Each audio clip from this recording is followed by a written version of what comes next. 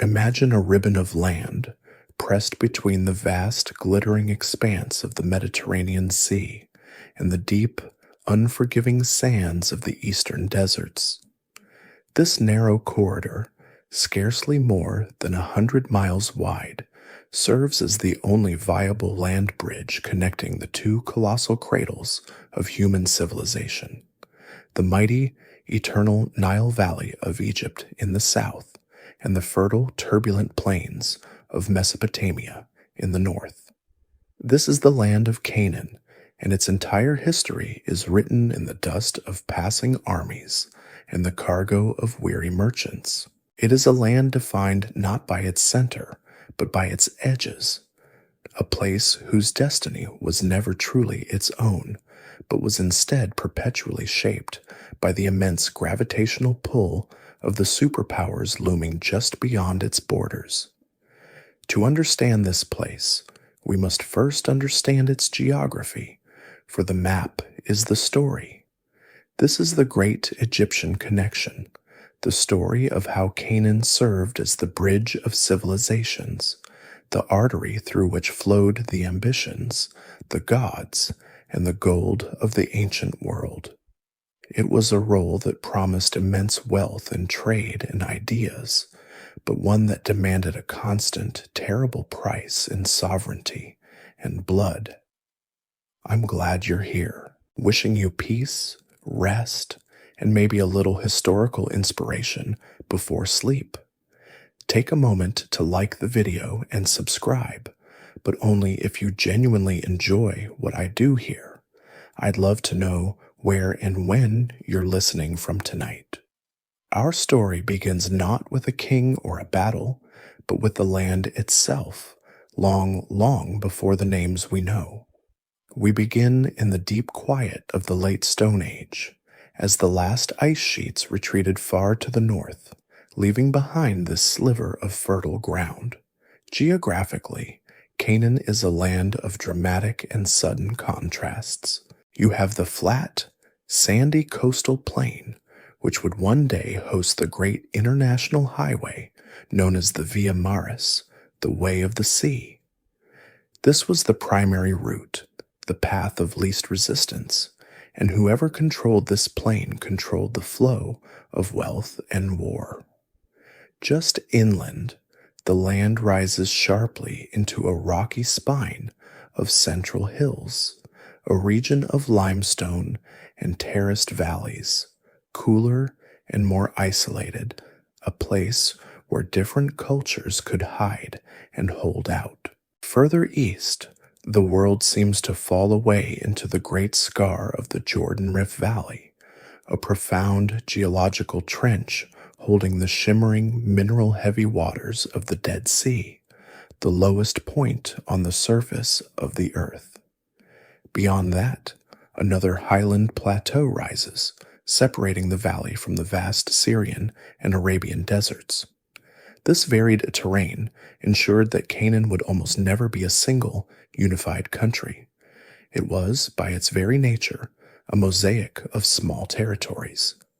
Tiny city-states, each nestled in its own valley or perched atop its own defensible hill, would guard their local springs, their olive groves, and their trade routes with jealous intensity. This fractured political landscape made the land impos conversion of a unified external power.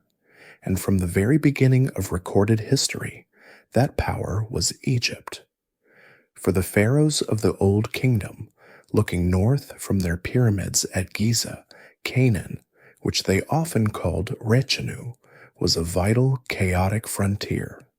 It was, first and foremost, a source of exotic and essential resources that the Nile Valley itself lacked.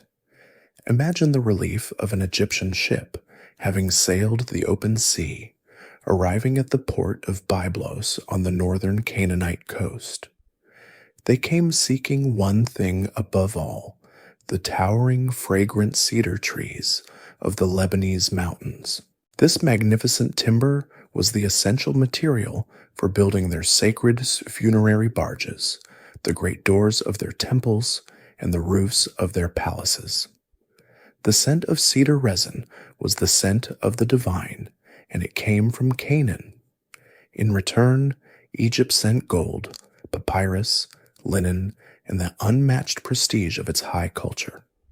This trade, established as early as 3000 BCE, was the first and most enduring strand of the Egyptian connection, binding the coast of Canaan to the Nile Delta in a relationship of mutual dependency. Byblos, in particular, became so Egyptianized that its local rulers wrote in hieroglyphs and adopted Egyptian artistic styles, a clear sign of where the true power lay. But Canaan was more than just a resource depot. It was a strategic buffer. Egypt, protected by deserts to its east and west and cataracts to its south, had only one real point of vulnerability: this northeastern land bridge.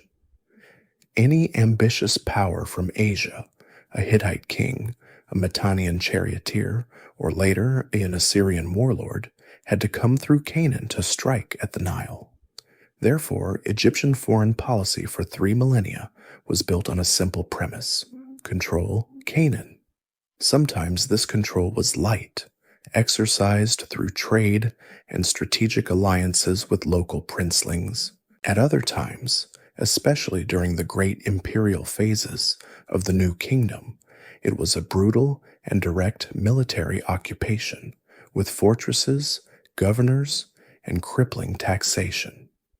The story of Canaan is the story of these local peoples, the Canaanites, trying to build their own lives, their own cities, and their own cultures in the narrow, precarious space between these colliding worlds. They were the gatekeepers, the middlemen, and often the first victims, their fields the traditional battleground for empires who rarely asked their permission before marching across them. Our journey tonight will trace the path of these people from their very first steps toward building a wall to the rise of their unique gods, the birth of an invention that would change humanity, and their eventual absorption into the empires that had always defined their horizons. From this grand, strategic overview of a land caught between empires, our gaze now softens, dropping from the high vantage of geopolitics to a single, specific patch of green earth, nestled deep in that arid Jordan Rift Valley. Here, beside a powerful, life-giving spring known as Ain es Sultan, a great earthen mound rises from the valley floor. This is Tel es Sultan, the ancient ruin of Jericho, and it holds a secret not just of Canaan, but of all humanity. For it is here, in this lush oasis, that we find the foundations of the first town, the oldest fortified settlement ever discovered. We are going back to the very dawn of the Neolithic Age, around 9600 BCE, a time when the last whispers of the Ice Age were fading and humanity was taking its first, hesitant steps out of the long dream of hunter-gatherer life and into the waking world of settlement and civilization. The people who came here, the Natufians, were drawn by the reliable water, which allowed them to experiment with the wild grains growing on the hillsides, planting the first seeds of what would become agriculture. They built their first homes, not as temporary camps, but as permanent shelters, digging circular pits into the earth and raising simple mud brick walls, creating cozy, semi-subterranean dwellings. For centuries, they lived this way, a small community of perhaps a few hundred, their lives governed by the spring, the harvest, and the seasons. But then something changed.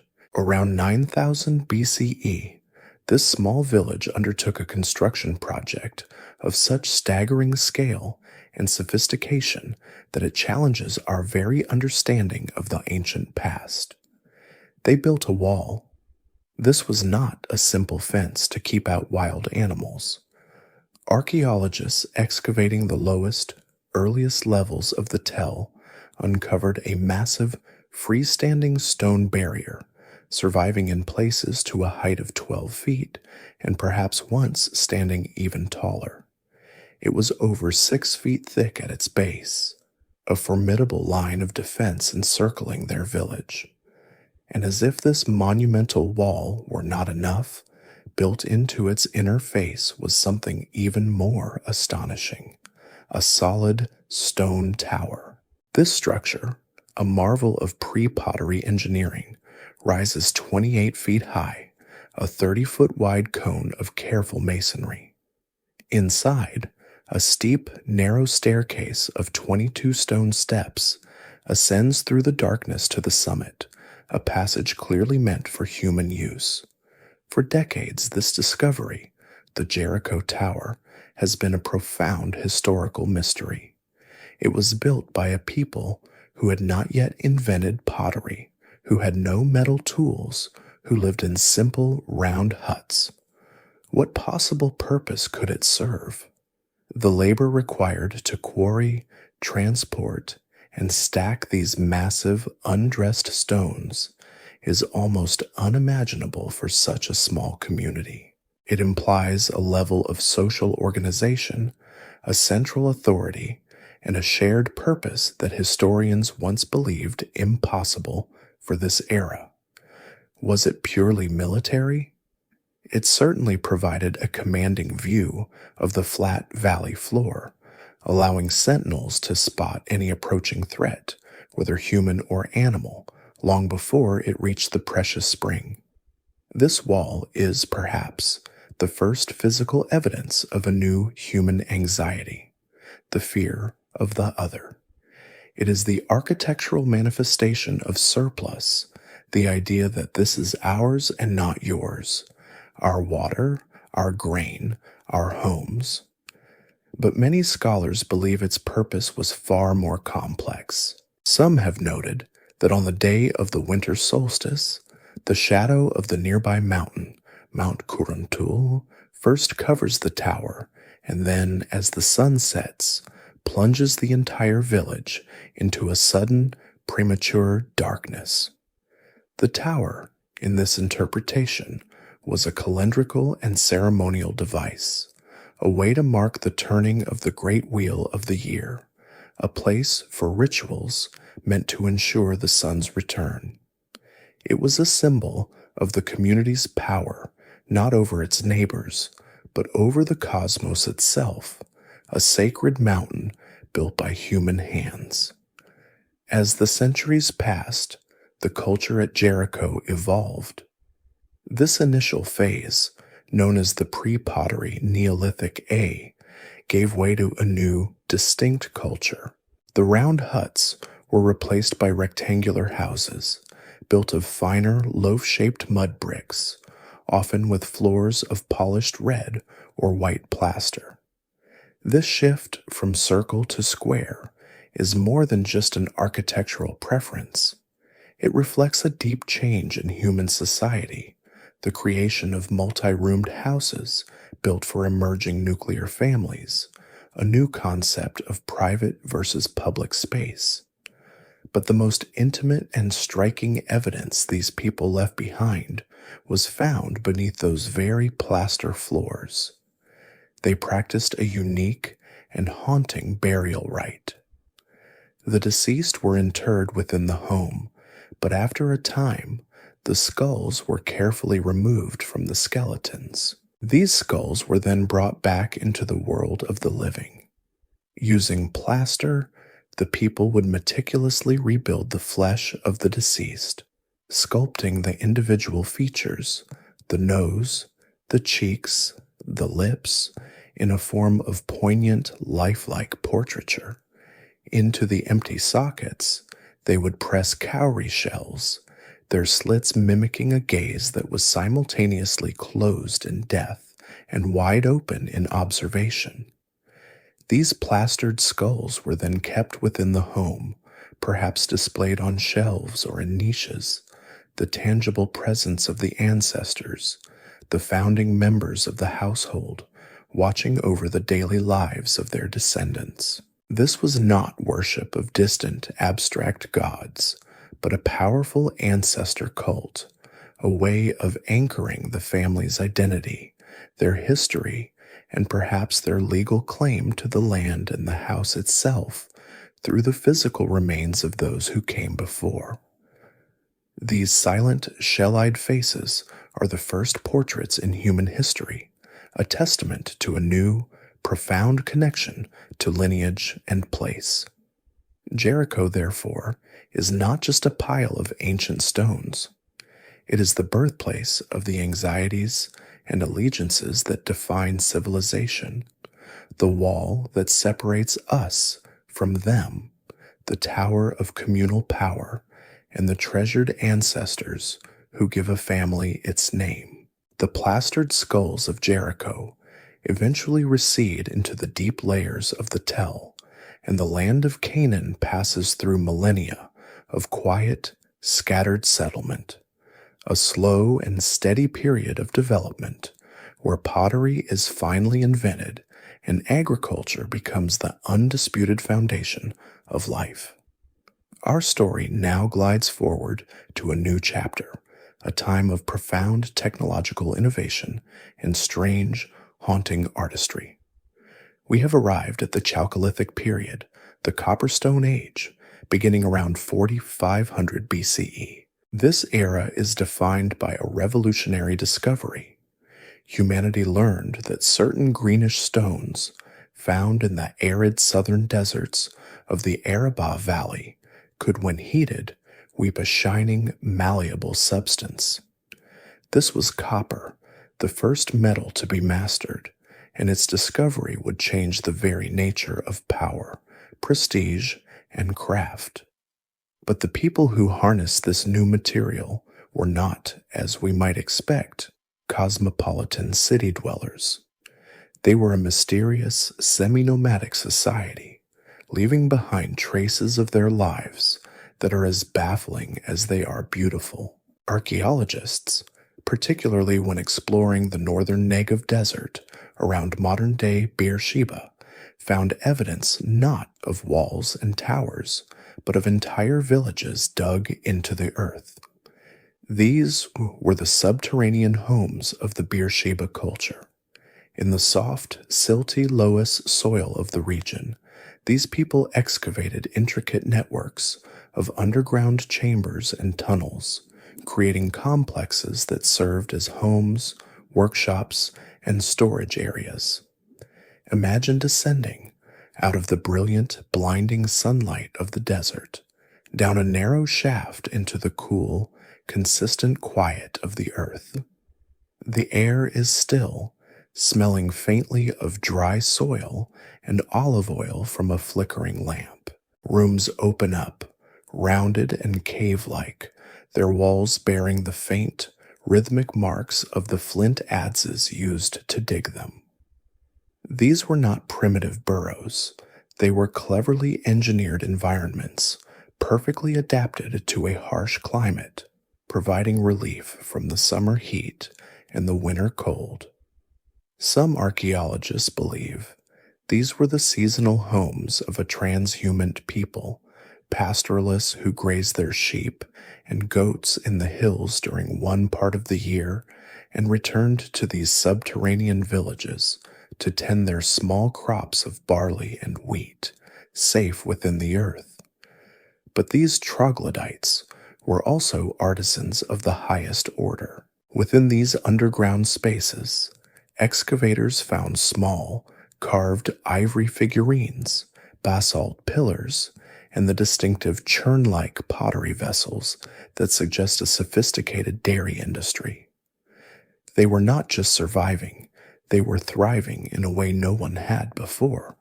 The true genius of these Chalcolithic people, however, was not hidden in their homes, but in their ceremonial life, revealed in two spectacular and enigmatic discoveries that define their culture. The first was found in 1961 in a remote, almost inaccessible cave high on a cliff face overlooking the Dead Sea, a place known as Nahal Mishmar, the Cave of the Treasure. There, wrapped in a woven reed mat and tucked away in a dark crevice, a breathtaking hoard of 429 objects was found, almost all of them cast from copper. This was not the rough-hammered work of beginners. This was the dazzling, sophisticated output of master metallurgists who had perfected the complex Sire-Purdue or lost wax method of casting. The objects were not tools for daily use, but ceremonial items of stunning complexity. Intricate mace heads shaped like sunbursts and knobs, hollow scepters, and most famously, several crowns, or elaborate diadems, adorned with projecting figures of ibexes, birds, and geometric gates. The craftsmanship is astonishing, a collection of ritual power whose meaning is lost to us. Why was this treasure, clearly the accumulated wealth of a temple or a powerful chieftain, hidden so carefully in this remote cave? Was it a desperate act in a time of crisis, a ritual deposit meant for the gods, or simply a smith's hidden cache? The copper itself was sourced from mines far to the south, in places like Timnah and Wadi Fainan, suggesting a long-distance trade network dedicated to this new, precious material. The second clue to their inner world comes not from their treasure, but from their tombs. In burial caves scattered across the coastal plain and the Judean foothills, archaeologists found caches of unique burial containers known as ossuaries. These were, quite literally, bone boxes. After a person died and the flesh had decayed, the bones were gathered and placed inside these specially made ceramic chests. But these were not simple, functional boxes. The artisans of the Chalcolithic period, particularly of the Gasulian culture, named for the site of Tel Elat Gasul in the Jordan Valley, crafted them with extraordinary symbolic detail. Many were built to look like miniature houses, complete with tiny rectangular doorways, gabled roofs, and even painted geometric decorations on the walls. Some had large, painted eyes, while others were sculpted with prominent noses, transforming the box itself into a symbolic guardian or a representation of the deceased. Still others were shaped like animals, perhaps totems of the clan. These ossuary villages, crowded together in the silent darkness of the burial caves, represent a complex vision of the afterlife. They suggest a belief that death was a second, communal existence, where the ancestors, housed in their own tiny, eternal homes, remained a tangible part of the clan, clustered together, just as they had been in their subterranean dwellings in life. These mysterious artisans, pioneers of metallurgy and keepers of the bones, thus inhabited a world woven from the dark, cool earth and the fiery, magical glow of the smith's forge, leaving behind a legacy of unparalleled craft and profound spiritual mystery. The subterranean villages and exquisite copper treasures of the Chalcolithic people seem to dissolve back into the earth, their culture fading like a long, slow dusk. A new dawn breaks, and with it comes a profound transformation, an era of such foundational change that we call it the Early Bronze Age, beginning around 3300 BCE. This is the moment when Canaan experiences its first great urban revolution, a ripple effect from the colossal societal explosions happening in Egypt and Mesopotamia. But Canaan's version is unique, forged in its own crowded, competitive valleys. The scattered, earthbound villages of the past are replaced by something new and formidable, the fortified city-state. This is not the isolated, prehistoric marvel of Neolithic Jericho. This is a widespread, systematic phenomenon. All across the plains and foothills, from Ai and Megiddo in the north to Arid and Telerani in the south, communities are clustering together, organizing themselves under a new centralized authority, and, for the first time en masse, they are building walls. These are not the modest defensive fences of a simple farming village. They are monumental declarations of power, permanence, and fear. The world, it seems, had become a more dangerous place. The walls of these early Bronze Age cities are staggering in their scale, representing a quantum leap in engineering and, more importantly, in social coercion. To build them required a leader who could command and organize a massive labor force over years, diverting thousands of hours from the vital tasks of farming and herding. It required quarrymen to cut the great foundation stones and an army of laborers to haul them into place, creating broad stone ramparts, often 10 to 15 feet thick and surviving even today to heights of 25 feet. Atop these stone foundations, they raised towering superstructures of mud brick, creating a sheer, imposing barrier against the outside world. And these walls were smart. They were not simple, linear curtains. They featured massive, projecting rectangular towers, allowing defenders to rain down missiles on any attacker foolish enough to approach the base. They were pierced by complex, multi-chambered gates, strategic choke points flanked by their own guard towers, where the city elders could control all who came and went, collecting taxes and scrutinizing strangers. At sites like Arad, a remarkably well-planned circular city rising from the Negev desert, the wall is a perfect unbroken circuit, a mile long, enclosing a tightly organized settlement with its own sacred precinct, public buildings, and residential quarters. At Ai, a site fittingly known as Et Tel, the ruin heap, archaeologists uncovered a massive sanctuary and a fortification system so complex it was clearly designed to withstand a serious, organized siege.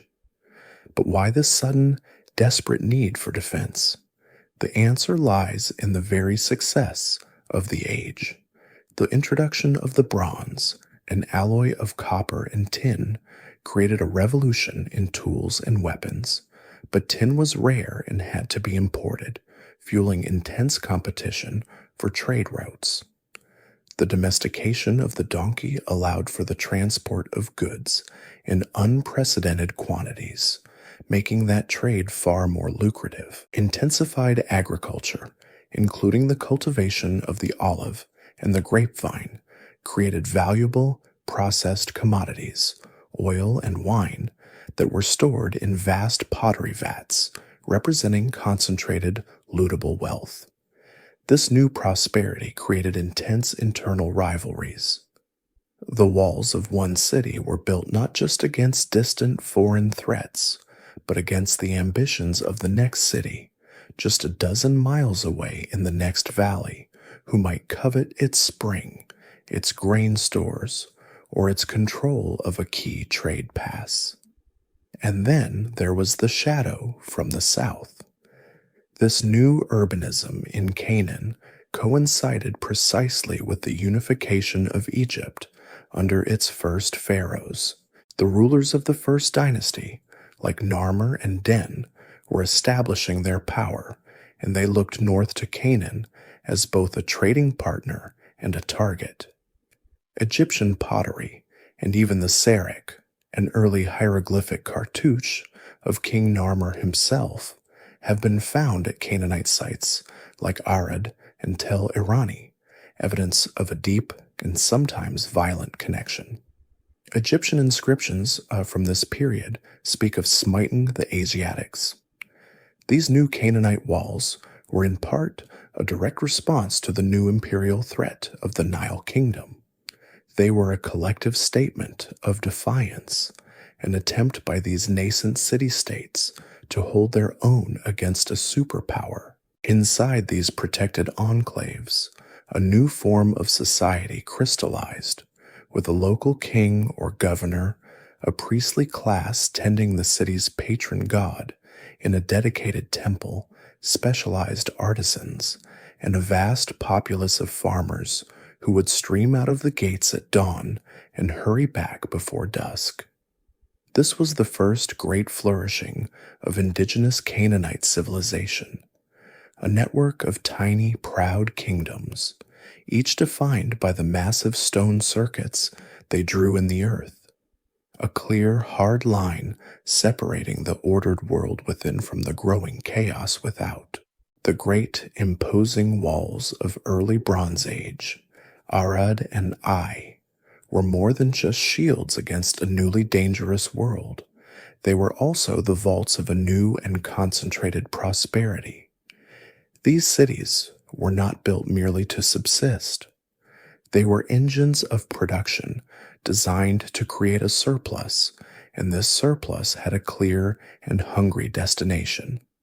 While the farmers of the Nile Valley excelled at producing mountains of grain and barley, the terraced limestone hills of central Canaan were found to be ideal for two other, more precious crops, the olive tree and the grapevine.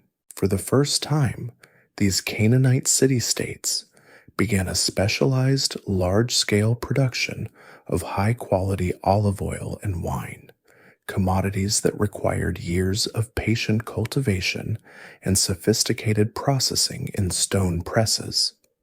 This liquid wealth, stored in thousands of newly designed pottery containers, was the true treasure these walls protected, and it was aimed squarely south toward the insatiable market of the pharaohs. This was the great trade with the pyramids, a commercial artery that pulsed with life, connecting the nascent cities of Canaan directly to the very heart of Old Kingdom Egypt. The evidence for this profound connection is not found in grand inscriptions, but in the humble, ubiquitous fragments of fired clay. Deep within the most sacred and ancient burial grounds of Egypt, particularly in the royal necropolis of Abydos, where the first pharaohs were interred, archaeologists unearthed a startling abundance of foreign pottery. These vessels were distinctly non-Egyptian, and their forms were traced back unequivocally to the workshops of early Bronze Age Canaan. These were not just any pots, but specific, purpose-built shipping containers. The most characteristic of these are the beautiful, red-burnished jugs, often with a single loop handle and a narrow neck, elegant and practical vessels that archaeologists would name Abydos ware for the very site where they were found in such breathtaking numbers. These jugs, along with larger storage jars, were the shipping crates of their day, the standardized containers for Canaan's burgeoning export economy. Imagine the scene, repeated for centuries, a long, slow caravan of donkeys, the true workhorses of this new economy, plodding patiently southward along the dusty coastal highway, a route the Egyptians would come to call the Way of Horus. Each animal is laden with 2, perhaps 4, of these large pottery jars, sealed tightly with clay stoppers and resin, protecting the precious cargo of fragrant olive oil or dark, sweet wine within. They move past the tiny Egyptian outpost at En Besor, a fortified administrative center established to supply and police these very caravans, and finally arrive at the bustling markets of the Nile Delta. From there, the cargo is transferred to riverboats and flows upstream, some of it destined for the tables of wealthy officials in Memphis, but the very finest reserved for the highest, most sacred purpose, the eternal provisioning of a king's tomb.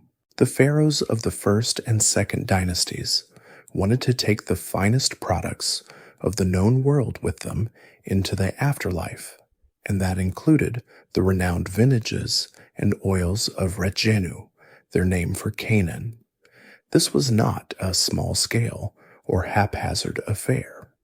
At sites like the tomb of King Jair, one of the earliest pharaohs, hundreds of these Canaanite vessels were found, stacked carefully, a testament to a trade that was organized, massive, and essential to the royal economy of both lands. In return, the Canaanite cities received the staggering wealth of Egypt. This was their payment. Into Canaan flowed Egyptian gold, fine linen, exquisite alabaster bowls carved from the quarries of the Egyptian desert, and, perhaps most importantly, the potent symbols of Egyptian prestige. A Canaanite princeling in Megiddo, or Arad, possessing an Egyptian-made stone vessel or a piece of jewelry, was demonstrating a connection to the greatest, most divine power in their world. This connection solidified his own local authority, giving him the social capital needed to command the labor to build the very walls that defined his city. But this relationship, evidenced by the quiet, scattered pottery, was complex and shadowed by an imbalance of power. Was this truly trade, a free exchange between equals?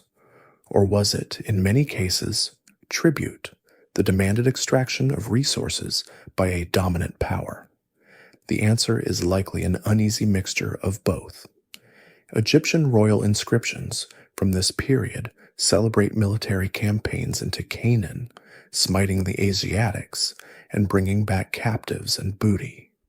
Yet the sheer volume and consistency of the pottery suggest a stable, long-term commercial relationship. It seems the pharaohs used both the carrot and the stick, fostering trade when it suited them, and launching punitive military expeditions when their access to resources was challenged. This vast economic exchange, fueled by the olive and the vine, was the engine that built the first cities of Canaan, but it came at a cost. It inextricably linked Canaan's fate to Egypt's, creating a dependency that made these new cities wealthy, but also profoundly vulnerable to the fortunes and the armies of their magnificent southern neighbor. The vibrant, humming trade network connecting the cities of Canaan to the pyramids of Egypt, a relationship built on donkeys, wine, and olive oil, seemed for centuries to be the new, permanent order of the world. The great stone walls of Arad, Megiddo, and Ai stood as proud testaments to this prosperity, symbols of a society that had mastered agriculture, engineering, and commerce. But this entire complex system, this first great urban experiment in Canaan, was balanced on a knife edge. It was dependent on a stable climate to produce its agricultural surplus, and on a stable Egypt to consume it. And then, with a swiftness that is terrifying to contemplate, both of those foundations crumbled at once. Around 2300 BCE, the early Bronze Age world did not just decline, it imploded. A dark age descended upon the land, a time of such profound collapse that the great cities that had defined the era were extinguished, their walls toppled, their gates burned, and their streets left silent, reclaimed by the wind and the dust. When archaeologists began to excavate the great tells of Canaan, they found the evidence for this catastrophe written in the earth itself. At site after site, the thick, prosperous layers of the early Bronze Age city, filled with fine pottery and evidence of organized life, are sealed by a dramatic, often thick, layer of ash and destruction. This is not the clean mark of a single passing army. It is the signature of a total system failure. At Arad, the meticulously planned circular city in the desert, the walls were breached, and the entire settlement was abandoned, never to be reoccupied in its original form. At Ai, the mighty fortress city, a conflagration so intense it vitrified the mud brick walls marked its end, and after the burning there was nothing. For centuries, these once bustling urban centers were left as ghostly ruin heaps, their populations vanished. The very concept of the city seems to have been forgotten in Canaan for generations.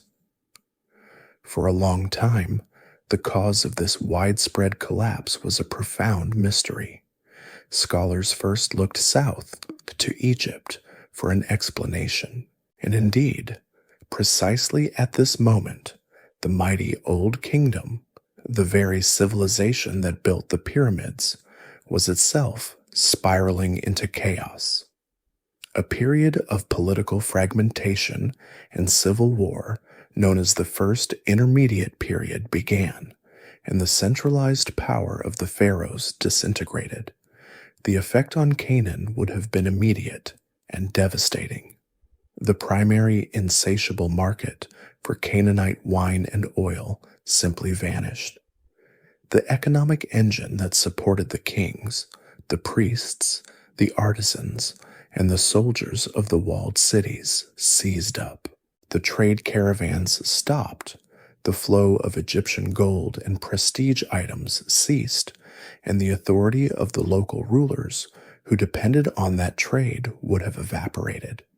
But this political and economic crisis, it turns in, was itself just a symptom of a much larger, more powerful force. The true culprit, many scholars now believe, was the climate itself. Paleoclimatologists studying ancient pollen samples drilled from the bottom of the Sea of Galilee and analyzing the fluctuating shoreline levels of the Dead Sea have pieced together a harrowing picture. Around 2300 BCE, a sudden, severe, and protracted period of aridification, a megadrought, struck the entire Near East. This was not just a bad season. It was a fundamental shift in the weather patterns that lasted for centuries. The reliable winter rains that fed the springs and nourished the olive groves and vineyards simply failed year after year. The consequences are dreadful to imagine.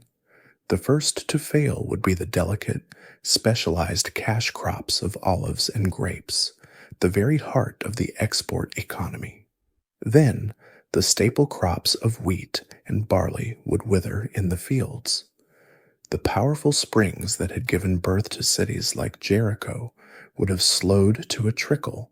The agricultural surplus that was the single pillar supporting the entire urban structure, feeding the non-farming specialists who built the walls and ran the temples, disappeared. The great, thick-walled cities, once symbols of security, would have become death traps, crowded, waterless, and starving. The social contract that compelled people to obey a king and build his fortifications shattered under the weight of this existential crisis. What followed was a profound social unraveling. The populations of the dead cities did not simply die, they scattered. People fled the urban centers, abandoning the very idea of settled, walled life, which had so spectacularly failed them. This new era, which scholars call the Intermediate Bronze Age, or the Early Bronze Age IV, is characterized by a complete reversal of the previous trends. Society reverted to a simpler, more mobile, and more resilient way of life. People became semi-nomadic pastoralists, moving with their flocks of sheep and goats in search of sparse pasture, much as their distant ancestors had done. They lived in small, unwalled hamlets, in simple round huts, or even returned to the shelter of natural caves. Their pottery became less refined, their tools more basic, their burial customs more individualized, favoring single-person shaft tombs in the hillsides over the great communal necropolises of the cities. The land of Canaan, which had taken its first great leap into civilization, had fallen back to earth, its great walls now just silent monuments to a lost and broken world, waiting in the long quiet for a new people to arrive and rebuild. The long, quiet centuries of the collapse, a time of pastoral wandering, and the silent ruin heaps of forgotten cities, finally begin to draw to a close. The land of Canaan, having lain fallow and decentralized, becomes the stage for a profound revitalization, a second great wave of urbanization that will redefine its culture for the next 1,000 years. This new era, which we call the Middle Bronze Age, beginning around 2000 BCE, is not a simple recovery of the old world. It is an infusion of new blood, new ideas, and a new, more robust social structure. This energy comes from a people known in the texts of their neighbors as the Amuru, the Westerners, a people we have come to call the Amorites. They were not a conquering army marching under a single banner, but a vast and gradual demographic wave, a migration of Semitic-speaking pastoralism tribes who for centuries had dominated the lands of Syria and the fringes of Mesopotamia. In Mesopotamian literature, the Amorite was a stereotype, the uncivilized nomad who dwells in a tent, buffeted by wind and rain, who digs for truffles in the steppes, and who knows not submission. But this was a caricature born of urban prejudice. In reality, the Amorites were a highly organized, resilient, and adaptable people, structured around powerful clans and charismatic chieftains. They had already been pressing against the great river civilizations, and in Mesopotamia, Amorite warlords were at this very time seizing power in ancient cities, founding the very dynasties that would produce famous kings like Hammurabi of Babylon. Now, this same demographic tide flowed south, spilling into the vacuum of Canaan. They came not to destroy, but to settle. They were the catalysts for a great rebuilding, and they brought with them the social cohesion and warrior ethos that had been lost in the collapse. Where the old early Bronze Age cities had crumbled, the Amorites, in partnership with the remnant populations, began to build anew, and they built on a scale that dwarfed what had come before. This was the birth of the classic Canaanite city-state, the very cities that would become famous in later texts: Gezer, Shechem, Hazor, and a rebuilt Megiddo. But the signature of this new age, the physical proof of their presence and their mindset, was in their fortifications. They introduced a revolutionary style of defense, one born of a more violent and competitive age. Instead of just a simple stone wall, they constructed massive sloping earthen ramparts, known to archaeologists as a glacis. These were enormous, angled embankments, sometimes faced with stone or plaster, built against the base of the city's main wall. Their purpose was twofold. They made the wall itself impossibly high for any attacker to scale, and, just as importantly, they served as a formidable defense against the newest, most terrifying weapon of the era, the battering ram. At a site like Gezer, the sheer scale of this work is breathtaking. The Amorite builders erected 10-ton standing stones, known as Massaboth, at their city gate, a high place that perhaps sanctified the new foundation. At Hazor, in the far north, the population swelled and the rulers built a vast lower city, a sprawling urban landscape protected by these same immense earthen walls, turning it into the largest and most powerful city in all of Canaan. This was the new dynasty, a warrior aristocracy, an Amorite chieftain who would become a king, ruling from a fortified palace, his power based on his clan, his retinue of soldiers, and his control over the newly re-established trade routes. This re-urbanization was swift and thorough. The land, which had been a patchwork of hamlets and pastures, was once again a mosaic of jealous, powerful, and heavily armed city-states. With these new peoples came new technologies and a new material culture. The potter's wheel was now faster, producing a more refined, elegant, and mass-produced pottery. Bronze working reached new heights of sophistication. The characteristic weapon of this age is the duckbill axe, a specialized and deadly bronze blade. But the most significant innovation arriving with these northern peoples was the horse, and tethered to it, the light, spoked wheel chariot. While it would take time to perfect its use as a military weapon, its arrival signaled a fundamental shift in the nature of speed, status, and warfare.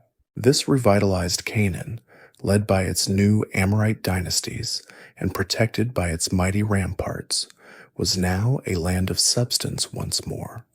It was a region of petty kings, warriors, and merchants, a culture that had found a new and durable equilibrium. And it was this vibrant, fortified, and newly confident Canaan that would once again attract the full and complicated attention of its mighty neighbor to the south, the newly reunified and powerful Middle Kingdom of Egypt. The revitalization of Canaan under its Amorite dynasties created a region bustling with newfound energy, its formidable cities becoming centers of power and commerce once more. This vibrant, strengthened culture in the north now exerted its own gravitational pull, and its people began to move. The connection with Egypt, that ancient artery of trade and ideas, had been re-established by the pharaohs of the Middle Kingdom, but as that kingdom's central authority once again began to wane around 1750 BCE, the relationship between Canaanite and Egyptian changed dramatically. This was not a military invasion, not a sudden crashing wave of chariots, as later humiliated pharaohs would claim. It was, at first, a slow and steady infiltration, a demographic shift that would lead to one of the most remarkable and controversial episodes in Egyptian history, the time when Canaanites, Semitic-speaking Asiatics, sat upon the sacred throne of the pharaohs and ruled Lower Egypt as kings. This period begins in the eastern Nile Delta, a lush, watery landscape of canals and marshes, geographically and culturally the closest part of Egypt to Canaan. For centuries, this region had been a destination for Semitic migrants from the north, coming to work as laborers, mercenaries, shipbuilders, and merchants. The great Middle Kingdom pharaohs had even built fortifications, the walls of the ruler, to manage this influx, but they also encouraged it, needing the manpower and the specialized skills these immigrants brought. In this delta landscape, a great city began to grow, a place the Egyptians called Rawadi, the door of the two roads, which we now know as the archaeological site of Tel el-Daba. This city, strategically placed on a branch of the Nile, became the primary hub for the trade with Canaan and the wider Mediterranean. As the 13th dynasty of Egypt dissolved into a rapid succession of weak, short-lived kings, the centralized control from the southern capital of Memphis simply evaporated. The officials in the Delta, many of whom were now of Canaanite descent, were left to manage their own affairs. Power, as it always does, abhorred the vacuum. Slowly, then decisively, these local magnates, who were ethnically and culturally Canaanite, consolidated their control. They adopted the titles, the trappings, and the bureaucracy of Egyptian kingship, but they did not abandon their own heritage. This was the birth of the 15th dynasty, a line of rulers known to history by the Egyptian slur Hekaukasut, rulers of foreign lands, a term that the Greek historian Manetho would later transliterate as Hyksos. For decades, the official Egyptian version of this story, written long after the fact by the proud pharaohs of the new kingdom, was one of humiliation and desecration. They wrote of a blast of God, an ignoble race from the east who had stormed in, burned their cities, desecrated their temples, and ruled with violence and oppression. But the archaeology at Tel el-Daba, the very capital city of avarice, tells a far more nuanced and fascinating story. There is no layer of ash, no evidence of a great destructive invasion. Instead, we see the steady organic growth of a Semitic population, their culture blending seamlessly with the Egyptian. In this great port city, we find houses built in a purely Canaanite style, with central courtyards, right next to villas built in a purely Egyptian fashion. The religious life of Avaris was a remarkable hybrid. The Hyksos rulers built a magnificent temple, but it was not dedicated to Amun or Osiris. It was a classic, broad-room temple of Assyrian and Canaanite design, and it was dedicated to their primary god, the storm god Baal. Yet, with the characteristic syncretism of the ancient world, they found a way to merge this identity with their new home. They identified Baal with the Egyptian god Set, the god of storms, deserts, and chaos, who had long been worshipped in this very part of the Delta. They were not replacing Egyptian culture. They were actively participating in it, translating their own beliefs into an Egyptian idiom. Their burial customs are perhaps the most telling clue. While they adopted many Egyptian funerary practices, they stunned archaeologists by burying their donkeys, the sacred animal of the caravan trade, with great ceremony at the entrances of their tombs, a purely Canaanite, Amuru ritual. These shepherd kings, as they were sometimes called, were not uncultured barbarians. They were sophisticated rulers who presided over a technologically advanced and commercially powerful state. In fact, it was the Hyksos who were the true agents of technological transfer, bringing to Egypt the revolutionary military hardware of Canaan and the North, innovations that would, ironically, be used to expel them and build the future Egyptian empire. They introduced on a massive scale the light, spoked key chariot pulled by horses, a weapon that would redefine warfare. They brought the powerful composite bow, made of laminated wood, horn, and sinew, with a range and penetrating power that made the simple Egyptian longbow obsolete. And they introduced new forms of bronze weaponry, including the elegant, curved khopesh sword and new, more effective dagger designs. For about a century, from roughly 1650 to 1550 BCE, this Canaanite dynasty ruled the rich lands of the Delta, while native Egyptian rulers held on to a rump state far to the south, in Thebes. The Hyksos kings, with names like Salidas, Kian, and Apophis, saw themselves as legitimate pharaohs, part of the long line of Egyptian tradition. But to the proud Theban princes, They were an intolerable foreign presence on sacred soil. This simmering resentment finally exploded into a war of liberation, led by the Theban king Seqenenre-Tao, and brought to a triumphant conclusion by his son Ahmose.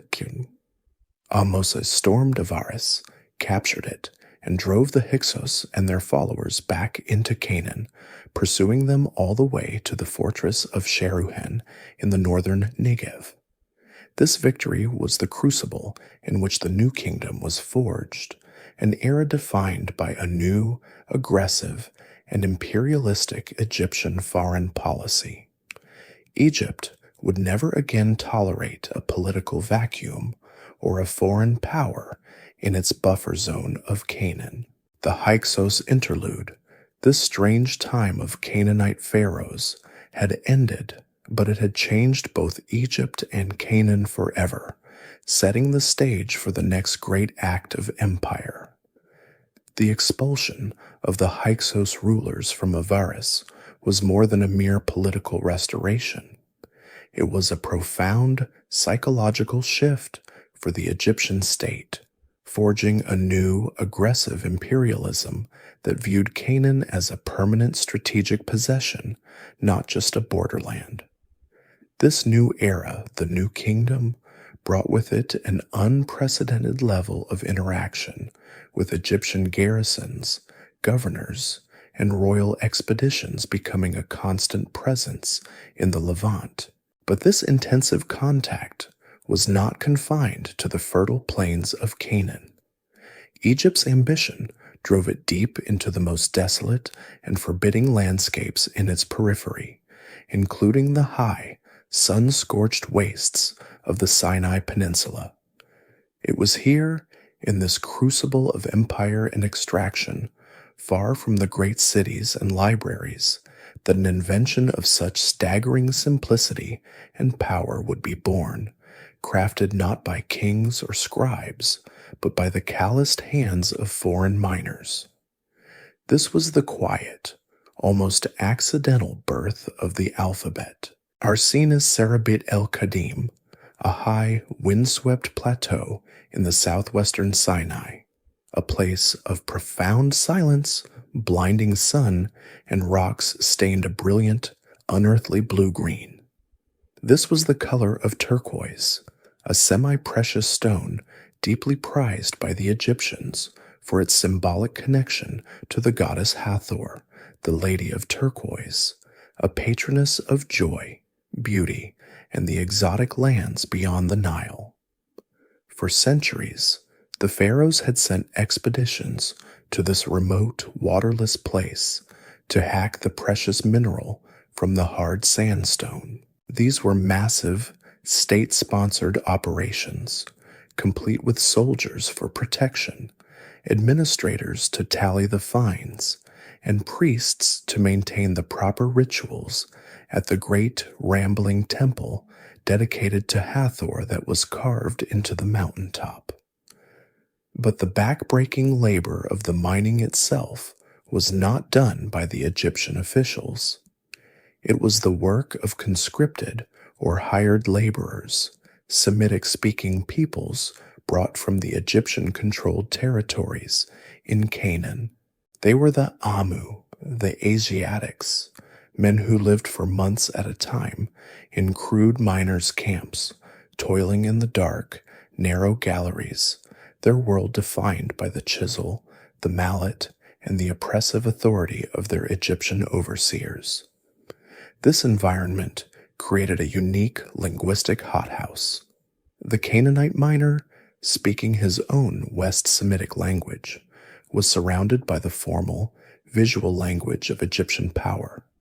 He saw the hieroglyphs carved on the temple walls, on the votive stelae, and on the small statues dedicated by the expedition leaders. He saw the Egyptian scribe with his reed brush and palette, a man whose ability to read and write was a source of immense, almost magical authority. This Egyptian system of writing was a thing of profound beauty and staggering complexity, a vast and ancient library of hundreds of signs, logograms, and phonetic symbols that took a lifetime of dedicated study to master.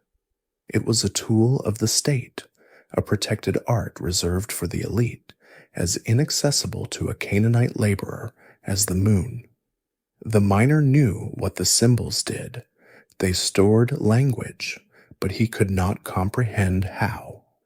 Yet, in this constant daily exposure, a spark of genius was kindled. Some unknown, brilliant mind, perhaps a foreman who spoke both his native Canaanite and some rudimentary Egyptian, a middle manager bridging the gap between the workers and the scribes, looked at the sacred, complex pictures and had a revolutionary thought. He stripped the Egyptian system of its entire intellectual superstructure, its history, its complexity, and kept only its most basic visual principle. A picture can represent a sound. But he applied this principle in a radically new way, a system we now call acrophony. Instead of a picture representing a whole word or a complex cluster of consonants, this inventor decided a picture would represent only the very first sound of the word for that object in his own Semitic language. The genius lies in the simplicity. He needed a sign for the sound B.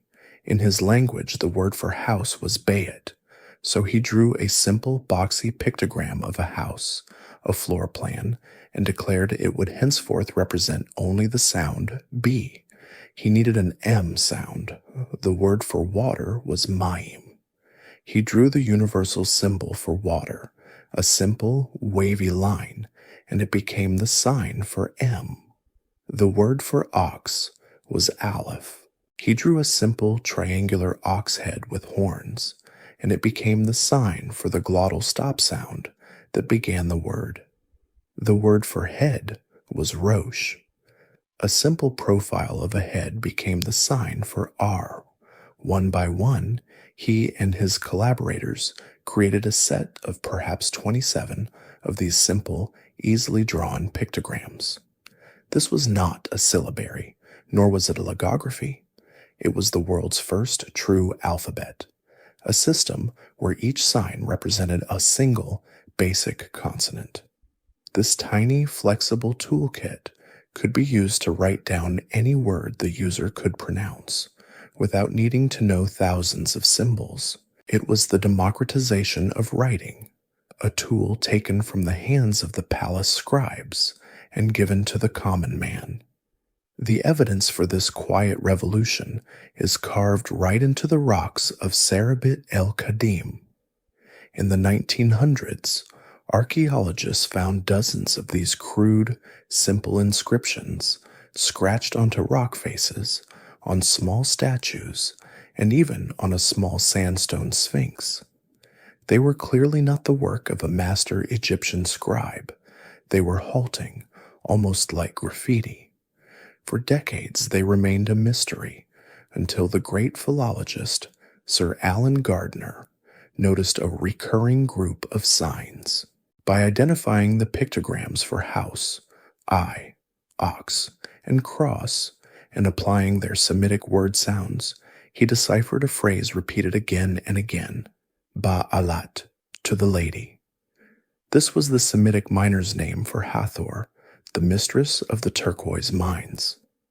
The proof was absolute.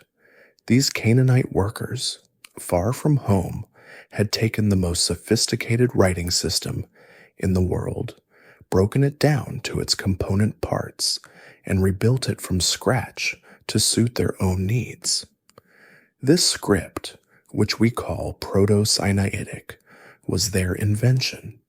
It was a tool of breathtaking efficiency. A merchant could now track his own inventory. A soldier could send a message. A worshiper could scratch a prayer to his goddess, all without a lifetime of training. This humble desert-born script would eventually travel back to Canaan with these workers, where it would slowly evolve, be refined, and ultimately be adopted by the great maritime traders, the Phoenicians. They would pass it to the Greeks, who would make the revolutionary addition of vowels. The Greeks would pass it to the Romans, who would carve it into the elegant forms that you are, in a very real sense, reading at this very moment. All of civilized humanity's written heritage, from Plato to Shakespeare, from scientific formulas to poetry, flows from this single brilliant act of adaptation, born not in a great library, but in the shimmering, silent heat of a desert mine. The revolutionary script, born in the turquoise mines of the Sinai, was for its time a quiet, almost invisible innovation, a seed that would take centuries to flower. Back in the world of kings and empires, the immediate consequences of the Hyksos expulsion were written not with ink, but with the chariot and the composite bow. The pharaoh Ahmose. I had chased the Hyksos back to their fortress of Sharuhen in southern Canaan and besieged it, a clear signal that the delta was now closed, its security non-negotiable. His successors in the early New Kingdom, however, were not content merely to secure their border. They were driven by a new, visceral understanding of geopolitics. Weakness invites invasion, and the only true security for Egypt lay in controlling the entire Canaanite land bridge, all the way to the Orontes River in Syria, creating a vast imperial buffer zone. This new aggressive doctrine would find its ultimate champion in the fifth pharaoh of the 18th dynasty, a man whose military genius would permanently etch Egypt's name onto the map of Canaan. His name was Thutmose III, the Napoleon of Egypt. For the first 22 years of his reign, Thutmose III ruled in name only, standing in the shadow of his powerful aunt and stepmother, the pharaoh Hatshepsut, who had crowned herself king and preferred to manage the empire through trade and diplomacy rather than conquest. But upon her death in 1458 BCE, Thutmose III's, now a man in his prime, unleashed decades of pent-up military ambition. He found his opportunity almost immediately. As soon as news of Hatshepsut's death reached Canaan, the simmering resentment of Egyptian oversight, which had been building for decades, boiled over. A powerful and charismatic leader, the Prince of Kadesh, a mighty fortified city on the Orontes in Syria, rallied a vast coalition of Canaanite city-states. From the northern coast to the Judean hills, over 119 local kings and princelings pledged their chariots, their soldiers, and their wealth to this great rebellion, united in their desire to throw off the Egyptian yoke. They chose their gathering point with strategic care, the fortress city of Megiddo. Megiddo was not just any city. It was perhaps the most vital strategic prize in all of southern Canaan. It sat like a cork in a bottle, commanding the exit of the Aruna Pass, the main artery that cut through the Carmel Ridge, linking the coastal plain to the fertile Jezreel Valley, the breadbasket of the north. Any army, any caravan, moving north or south had to pass beneath its formidable walls. By massing their forces here, the Canaanite coalition controlled the primary highway, daring the new pharaoh to challenge them. Thutmose III did not hesitate. In a stunning display of logistical speed, he marched his army of perhaps 20,000 men out of Egypt, covering the 150 miles to the loyal city of Gaza in just 10 days. There, he held a council of war. His generals presented him with two safe options, a northern route around the Carmel Ridge, or a southern one.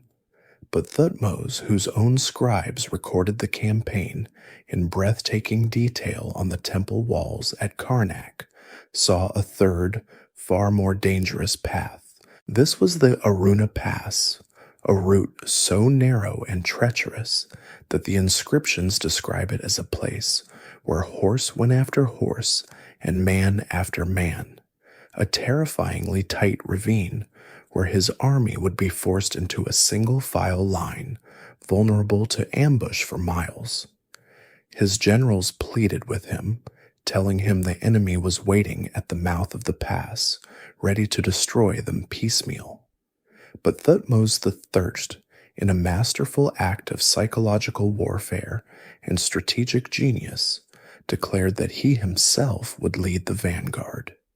He reasoned correctly that the Canaanite coalition would expect him to take one of the safe routes and would have their main forces deployed there. They would never believe he would be so reckless as to attempt the central pass. His gamble was that the exit of the pass, leading directly to the Canaanite camp before the city, would be lightly guarded. He was right.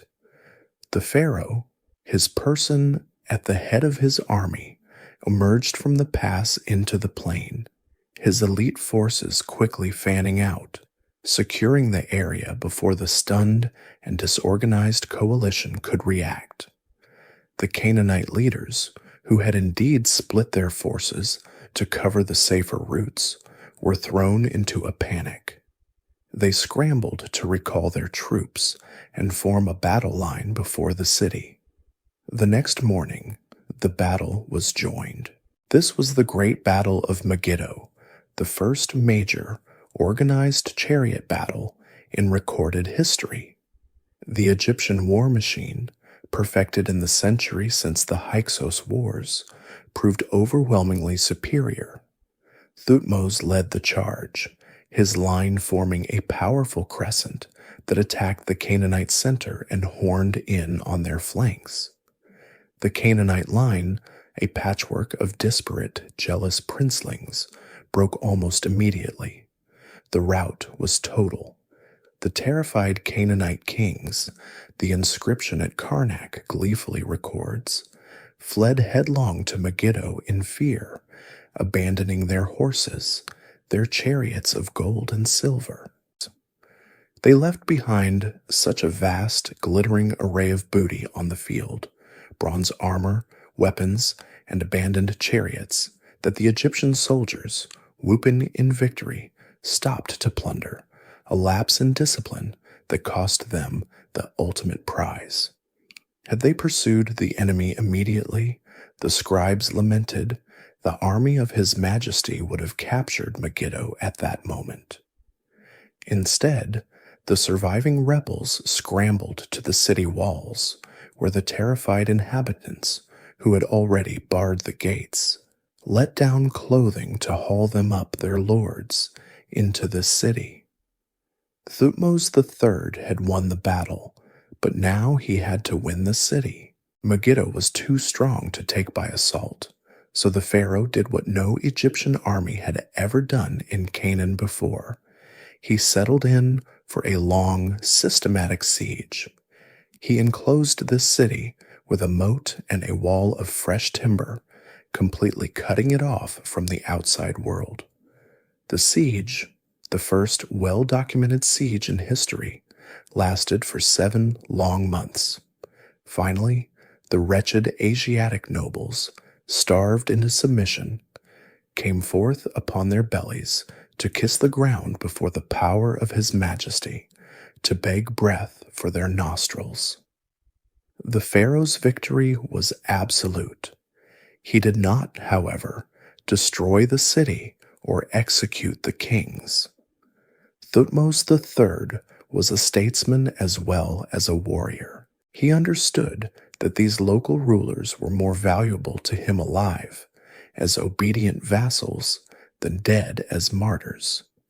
He forced them to swear an oath of fealty, took their eldest sons back to Egypt as well-treated hostages to be educated as Egyptians, and then allowed them to continue governing their cities. But they would now do so as puppets of the pharaoh, their policies dictated by an Egyptian governor, their lands garrisoned by Egyptian troops, and their economies crippled by a massive annual tribute of grain, gold, and chariots. The Battle of Megiddo, 1458 BCE, was the end of Canaanite independence for 3 centuries. It was the true, violent birth of the Egyptian Empire in Asia. The resounding victory of Thutmose III at Megiddo did not just end a rebellion. It fundamentally re-engineered the political landscape of Canaan for the next 3 centuries. The age of even nominal independence was over, and the age of the Egyptian Empire in Asia had begun in earnest. The surviving Canaanite kings, having kissed the ground before the Pharaoh and begged for their lives, were allowed to return to their rebuilt cities. But they did so not as sovereign rulers, but as vassals. They were now the cogs in a vast imperial machine, their lives and fortunes dictated by a complex and demanding system of colonial control designed to ensure loyalty, extract wealth, and prevent the very kind of rebellion that had threatened the pharaoh's power. This new reality created a generation of Canaanite rulers who had to master the delicate, dangerous art of diplomacy, balancing the oppressive demands of their Egyptian overlords against the simmering resentment of their own people, all while jealously guarding their local territories against their equally compromised and equally ambitious rival city-states. The genius of the Egyptian system lay in its combination of psychological indoctrination and overwhelming military presence. The first, and perhaps most effective tool, was the one Thutmose III initiated immediately after Megiddo, the hostage system. The eldest sons of all the vassal kings were taken from their homes in Canaan and transported to Egypt. This was not, however, a brutal imprisonment. These young princes were brought to the Egyptian court, specifically to a palace institution known as the cap, where they were raised alongside the sons of Egyptian nobles and even the royal children of the pharaoh himself. They were taught to speak Egyptian, to write in the complex hieratic script, to appreciate Egyptian art, theology, and military strategy. They were, in essence, entirely re-educated, their minds and loyalties systematically reshaped. The goal was brilliant. When a vassal king in Gezer or Ashkelon died, Egypt would send his son, now a man who thought, spoke, and dressed like an Egyptian, his childhood friendships and deepest allegiances tied to the Nile Valley, back home to take his father's throne. He would rule his ancestral city, but his heart, Egypt hoped, would remain on the Nile. This cultural reprogramming was backed by a stark and permanent military occupation. The pharaohs established a network of administrative centers and fortified garrisons at key strategic points along the trade routes. The most important of these were at Gaza, which became the primary headquarters for the Egyptian governor of all Canaan, Jaffa on the coast, and Beth Shean, which commanded the junction of the Jezreel and Jordan valleys. These were not just forts, they were slices of Egypt transplanted onto Canaanite soil. They housed battalions of Egyptian and Nubian soldiers, imperial administrators, scribes, and priests. At Beth Shean, for instance, archaeologists uncovered a succession of magnificent temples built in a purely Egyptian architectural style and dedicated to Egyptian gods, a clear and constant visual reminder to the local populace of who was in charge. From these centers, an Egyptian official, known by the title Rabisu, an Akkadian loanword meaning commissioner or agent, would act as the pharaoh's eyes and ears, overseeing a cluster of local vassal cities, monitoring their activities, and ensuring their absolute compliance. And the primary duty of that Rabisu was the collection of tribute. The economic burden on Canaan was immense, a systematic extraction of the land's wealth. The annual tribute was not a suggestion, it was a crushing quota. The fertile valleys were expected to produce enormous quantities of grain, wine, and olive oil, all of which went to feed the Egyptian garrisons and the imperial machine. The hills were required to provide timber, the workshops to deliver fine bronze weapons, chariots, and luxury goods, such as intricately carved ivory plaques. Even the people themselves were a commodity. Egyptian inscriptions speak of corvée labor, the conscriptions of local Canaanites, to work on the pharaoh's building projects, both in Canaan and in Egypt itself. This relentless economic drain left the local city-states in a state of perpetual poverty, carefully managed by Egypt to be just strong enough to function, but never wealthy enough to dream of independence. Life for a Canaanite prince in this era was a tightrope walk over a chasm of failure. His every action was watched by the Egyptian commissioner. He was expected to provision any Egyptian troops passing through his territory, to supply laborers on demand, and to send his annual tribute to Gaza on time, without fail. Failure to do so would be interpreted as disloyalty and would bring a swift, brutal, punitive campaign from the local garrison, resulting in his deposition or execution. At the same time, he had to manage his own people, who saw him as the agent of their oppression, the man who collected the crippling taxes for a foreign power.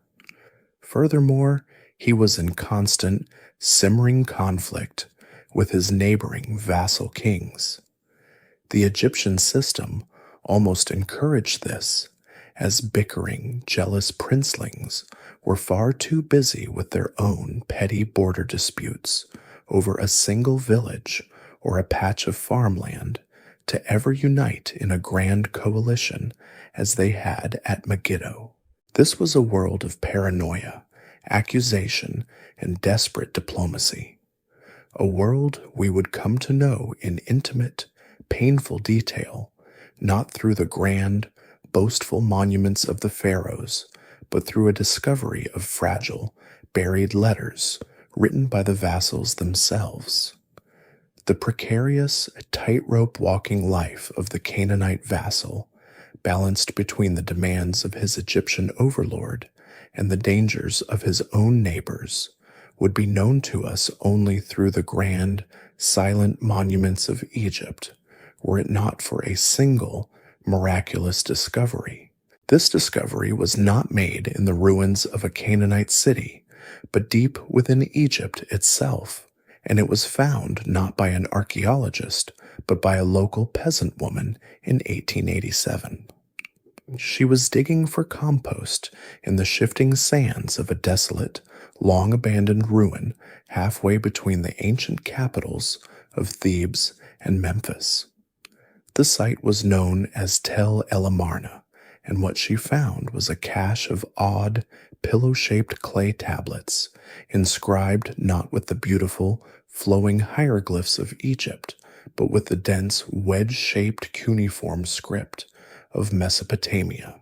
At first dismissed as forgeries, these tablets were soon recognized by scholars as one of the most important discoveries in the history of archaeology. They were the lost royal archive of the heretic pharaoh, Akhenaten. To understand these letters, we must first understand the man who received them. He began his reign as Amenhotep IV, but in a religious revolution that shook Egypt to its core, he rejected the entire pantheon of traditional gods, chief among them Amun of Thebes. He declared that there was only one true God, the Aten, the radiant disk of the sun, and he changed his own name to Akhenaten, effective for the Aten. He abandoned the ancient capital of Thebes and built a new, magnificent, and utterly isolated city in the desert, Akhetaten, the horizon of the Aten, the site we now call Amarna. And when he moved the entire state bureaucracy with him, including the imperial correspondence files. These 382 tablets are what the peasant woman found, the incoming mail from the entire Near Eastern world, written astonishingly in Akkadian, the Babylonian cuneiform script that served as the universal lingua franca of diplomacy, the common language that a king in Babylon could use to speak to a pharaoh in Egypt or a princeling in Canaan. A handful of these letters are grand, stately correspondences from the great kings of Babylon, Assyria, and the Hittites, equals of the pharaoh, who address him as brother and write to negotiate royal marriages, or to complain, in one famous instance, that the shipment of gold they received was not pure. But the vast majority of the archive, over 300 letters, are not from brothers. They are from the servants, the vassal kings of Canaan. And they do not paint a picture of a stable, peaceful, and well-managed empire. They are, almost without exception, a chorus of desperate, paranoid, and frantic pleas for help, a raw, unfiltered window into the chaos and terror of the Canaanite political landscape. Each letter begins with a formula of the most profound, almost painful self-abasement. To the king, my lord, my God, my son, writes Abdi-Heba, the ruler of Jerusalem, I fall at the feet of my Lord, my God, my son, 7 times and 7 times more, on my back and on my belly. This was the required etiquette establishing their lowly position. But what follows this groveling is almost always a desperate report of betrayal and a request for immediate military aid. The world revealed in these letters is a viper's nest of petty warfare. The vassals, far from being a united front for Egypt, are engaged in constant, savage infighting, and they use their letters to the pharaoh as a weapon, relentlessly accusing their neighbors of treason. My lord, the king of Gezer has attacked me, one will write, while a letter from the king of Gezer, arriving in the same diplomatic pouch, might declare, see, my neighbor of Lachish has joined with the Apiru and plots against the lands of the king. This mention of the Apiru, or Heberu, is one of the great enduring mysteries of the Amarna age. The letters are obsessed with them. They are a landless, rootless people described as brigands, mercenaries, and rebels who are gathering in the hills, attacking caravan routes, and threatening the walled cities. The vassal kings are terrified of them, accusing them of overrunning their territories, and even more dangerously, of enticing their own peasant populations to abandon the cities and join their lawless movement. Scholars have long debated who these Apiru were. Were they simply social outcasts, a class of refugees and bandits created by the oppressive imperial system itself?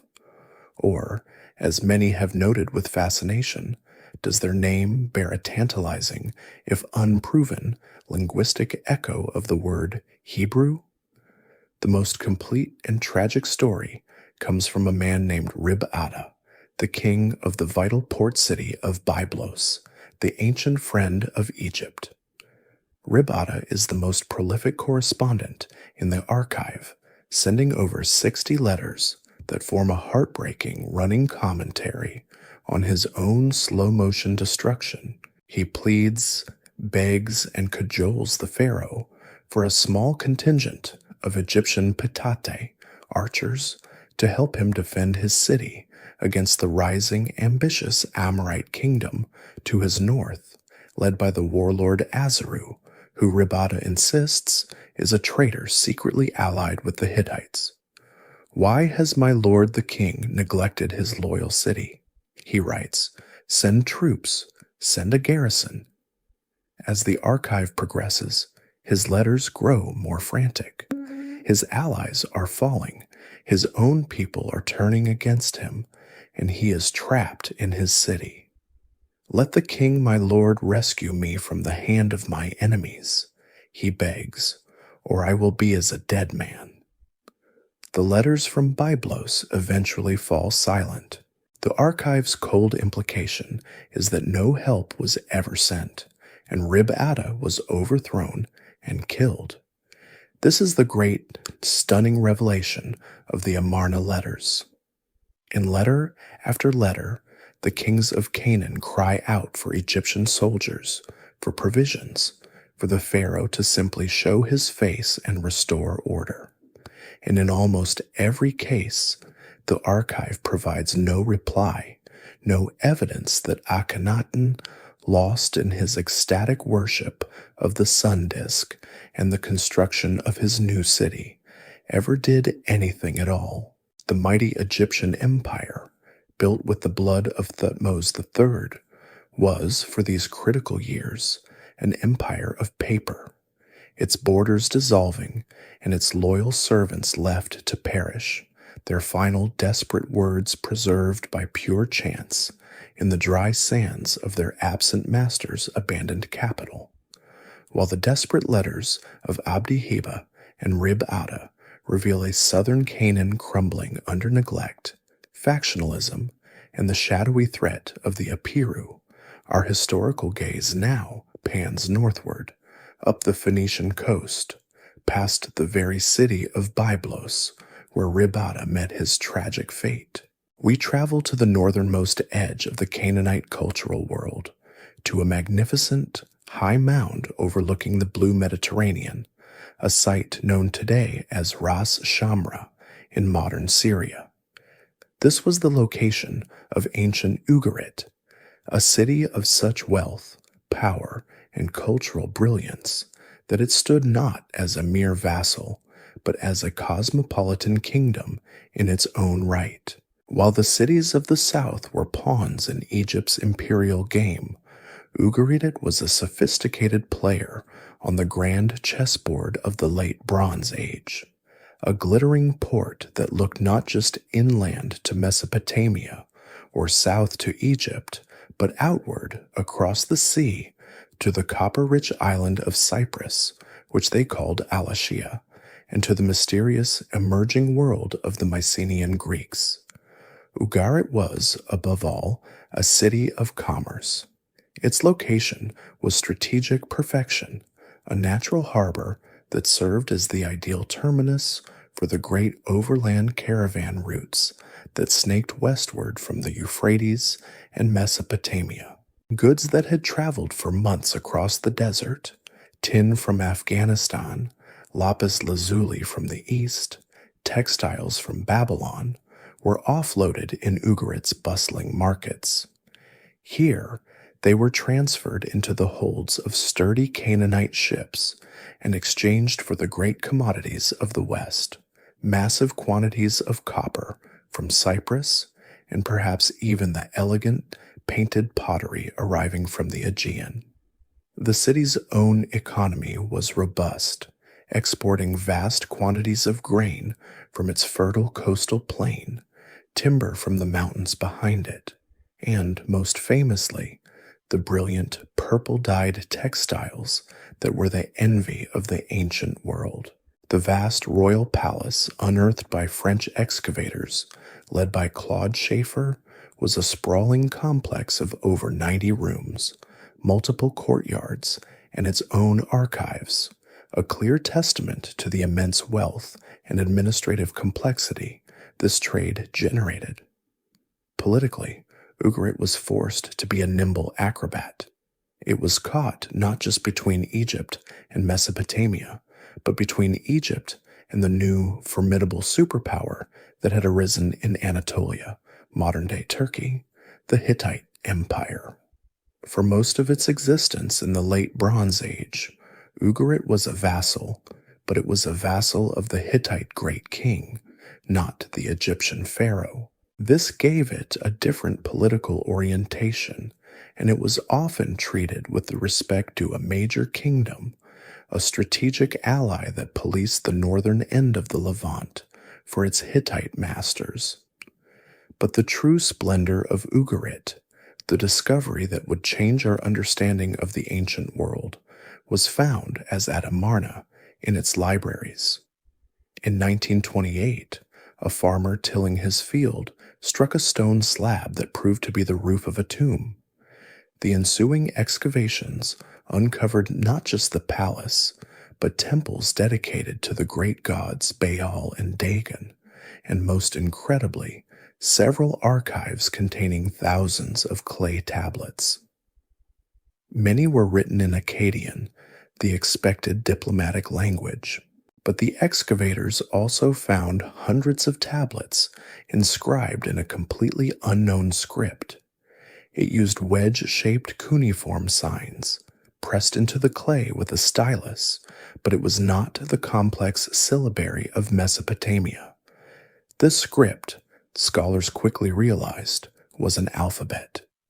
It possessed only 30 simple signs, each one representing a single consonant of the local West Semitic language, a tongue we now call Ugaritic, which was a very close cousin to the languages of inland Canaan and the later Hebrew language. This was a parallel and perhaps competing alphabetic revolution, different from the Proto-Sinaitic script to the south, but born of the same principle, the democratization of writing. And the contents of these tablets were a revelation. For the first time, scholars were not reading about the Canaanites from hostile or foreign sources. They were reading the Canaanites' own sacred literature. Here, copied by scribes in the city's great temple libraries, were the foundational myths, the epic poems, and the ritual texts that explained the cosmos. We were introduced by name to the full Canaanite pantheon. We met El, the high god, the ancient, wise, and sometimes remote patriarch, the father of years, who dwelled at the source of the two rivers. We met his consort, the great mother goddess Asherah, she who treads on the sea, and we met the story's true hero, the young, dynamic, and ferocious storm god, Baal-Hadad, the rider on the clouds, who personified the life-giving winter rains and the fury of the thunderstorm. We learned of his struggles against his great primordial rivals, Yam, the god of the chaotic, untamable sea, and Mot, the terrifying, sterile god of death and the underworld, who ruled the dry, barren summer months. These were not just entertaining stories. They were the theological basis for life in Canaan, a grand drama that explained the terrifying, unpredictable cycle of the seasons upon which all life depended. This library, unearthed by chance from a forgotten coastal mound, finally gave a voice to the silent people of Canaan, allowing them to tell their own story in their own words and in their own alphabet. The glittering cosmopolitan world of Ugarit, with its grand palace and its library of epic myths, was not an island of stability by mere chance. It survived and prospered because it had chosen its protector wisely, anchoring its security to the great imperial power that had risen in the north, the Hittite Empire. While the pharaohs of Egypt had for centuries viewed Canaan as their own northern province, this new and formidable rival, descending from the rugged plateau of Anatolia, now laid an equally strong claim to the lands of the Levant. The Hittites were a hardy Indo-European speaking people forged in the highlands of modern-day Turkey, who had built a robust, centralized kingdom from their rock-hewn capital of Hyksos. They were brilliant metallurgists, masters of a complex feudal state, and most critically, they were peers in the art of chariot warfare, their military might a match for any army in the world, including that of the pharaoh. The story of the Late Bronze Age in Canaan, therefore, is the story of this great power struggle, the collision of two superpowers, Egypt and Hatti, with the towns and valleys of Canaan serving as the bloody chessboard for their imperial ambitions. After the profound inward-looking chaos of Akhenaten's Amarna period, the Egyptian state had come roaring back to life under a new, aggressive dynasty of warrior pharaohs. The 19th dynasty, founded by the general Horemheb and embodied by the ambitious Seti I and his even more famous son, Ramesses II, was defined by a singular, burning goal: to restore the glory of Thutmose III and reclaim every inch of the Asian empire that Akhenaten had allowed to slip away. This policy of aggressive reclamation put them on an immediate and unavoidable collision course with the Hittites, who during Egypt's period of weakness had patiently extended their own sphere of influence southward, absorbing the powerful Syrian kingdoms, including the strategically vital and perpetually rebellious city of Kadesh on the Orontes River. This was the same Kadesh whose king had led the rebellion against Thutmose III centuries earlier, and it was now the southernmost bastion of Hittite power, the linchpin of their control over the region. Seti I, a brilliant and methodical general, began the work of restoration. He marched his armies into Canaan, re-established Egyptian dominance over the southern vassals, and carved a great victory stele at Beth Shean, proclaiming his authority. He even drove north, fighting the Hittites directly and temporarily recapturing Kadesh, a feat he celebrated in the magnificent reliefs on the walls of the Karnak temple. But this was merely a preliminary skirmish, a testing of the lines. The true, definitive confrontation would be left to his son, the young, charismatic, and supremely confident Ramesses II, a man who saw himself as the living heir to Thutmose's legacy and was determined to settle the Hittite question forever. In the 5th year of his reign, around 1274 BCE, Ramesses the Great assembled one of the largest forces ever to leave the Nile Valley, 4 full divisions, named for the great gods Amun, Ra, Ptah, and Set, and marched north, his objective clear: the final capture of Kadesh. The Hittite great king Muwatalli II was equally prepared. He had summoned his own vassals from across his vast empire, amassing an enormous army, particularly a terrifyingly large contingent of over 2,500 heavy chariots, which he concealed with brilliant tactical skill in the hills behind the city of Kadesh. As Ramesses and his led division, the Amun, approached the city, his scouts captured 2 Bedouin herdsmen who claimed to be deserters from the Hittite army. They were brought before the pharaoh and spun a tale of honeyed poison. The Hittite king, they said, was terrified of the approaching Egyptian army and had retreated in disarray far to the north to the land of Aleppo. Ramesses, young and eager for glory, believed them. He ordered his Amun division to push forward and set up camp just northwest of the city, impatiently awaiting the rest of his army, which was now dangerously strung out for miles along the marching road, the Ra division following, with the Ptah and Set divisions still far behind. It was a textbook trap. As the Raw division was on the march, completely unprepared for combat, the entire Hittite chariot corps burst from their hiding place, thundered across the Orontes River, and smashed directly into the flank of the unsuspecting Egyptians. The Raw division disintegrated in a wave of panic and blood, its survivors streaming in terror toward Ramesses' lightly defended camp. Moments later, the Hittite chariots, in a swirling cloud of dust, slammed into the camp itself.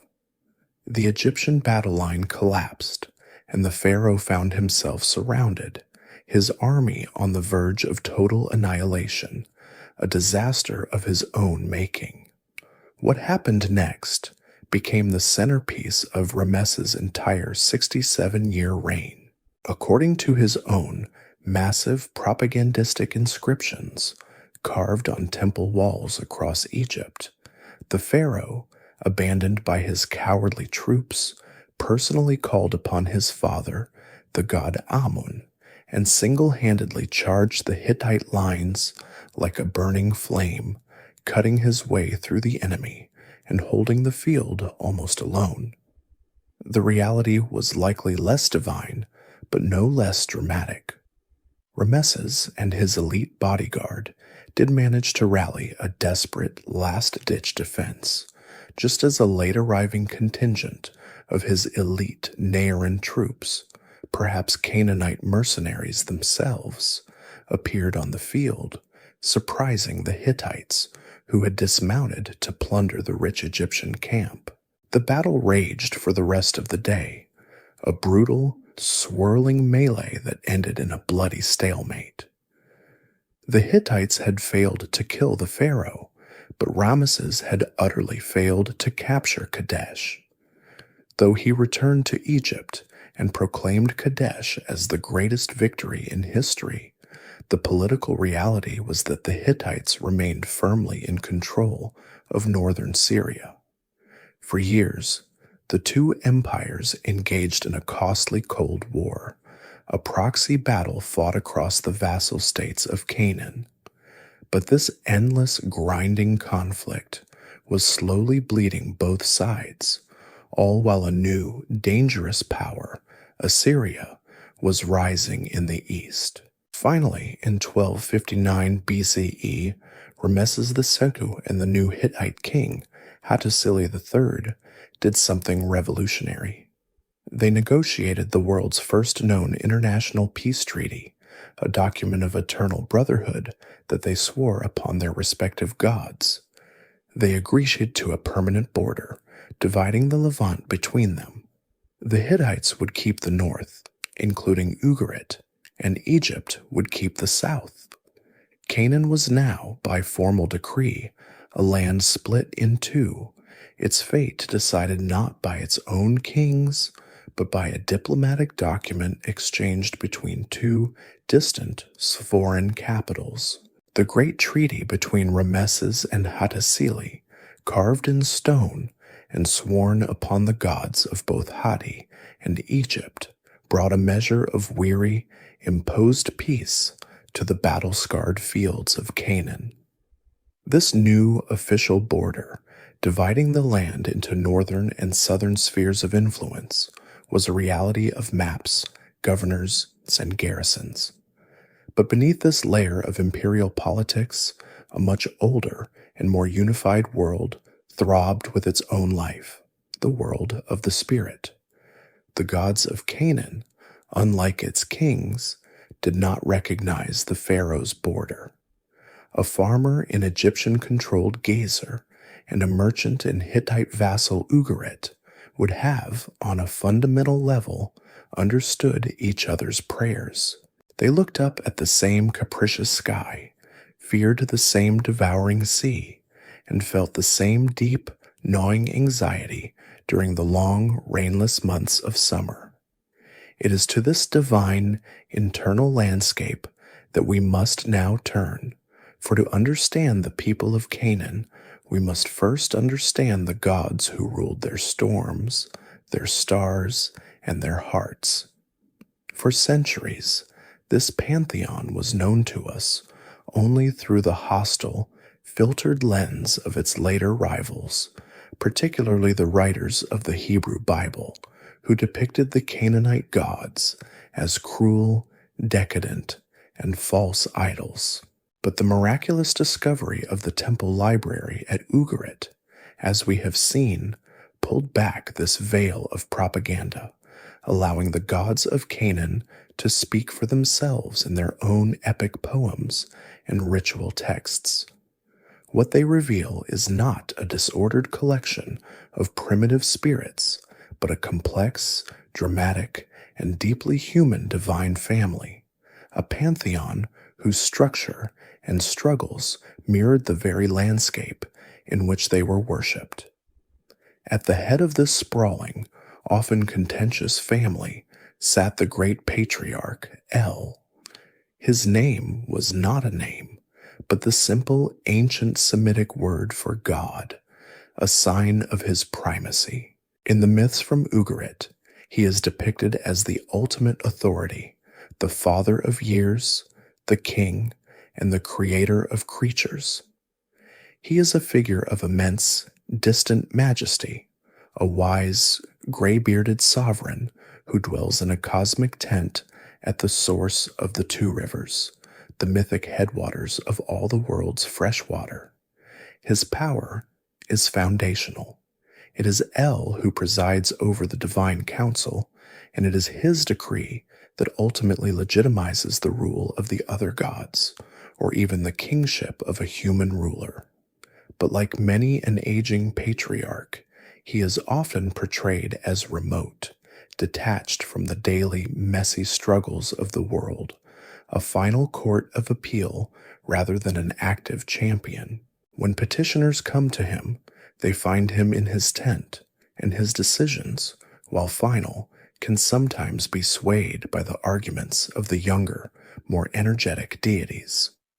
By his side, as the great matriarch of the pantheon, stood Asherah. She is the Rabat Atheret Yami, the lady who treads on the sea, the great mother goddess, the consort of El, and the mother of the 70 gods who make up the divine court. She is a figure of wisdom, fertility, and profound generative power. While El represents the authority of creation, Asherah represents the active, nurturing, and life-giving force of the created world. Her worship was not confined to grand temples. It was deeply embedded in the popular religion of the land. Archaeologists have found countless small, mold-made pillar figurines of a nude goddess, her hands cupping her breasts, a household icon of fertility and protection likely meant to represent Asherah or one of her aspects. Her most famous symbol, mentioned repeatedly in later texts, was the Asherah itself, a sacred wooden pole or a living tree, perhaps representing the tree of life, which stood near altars and symbolized her nurturing, divine presence in the world. She was the divine mother, a powerful intercessor who could even approach her husband El and successfully lobby on behalf of the other gods. But the true, dynamic hero of the Canaanite story, the god who dominated the popular imagination and the religious festivals, was not the distant El, but the young, ferocious, and indispensable god of the storm, Baal-Hadad. Baal, like El, is a title, meaning Lord, while his proper name, Hadad, was the ancient Semitic name for the thunderer. He was the rider on the clouds, the god whose voice was the rolling thunder, whose weapon was the flashing lightning bolt.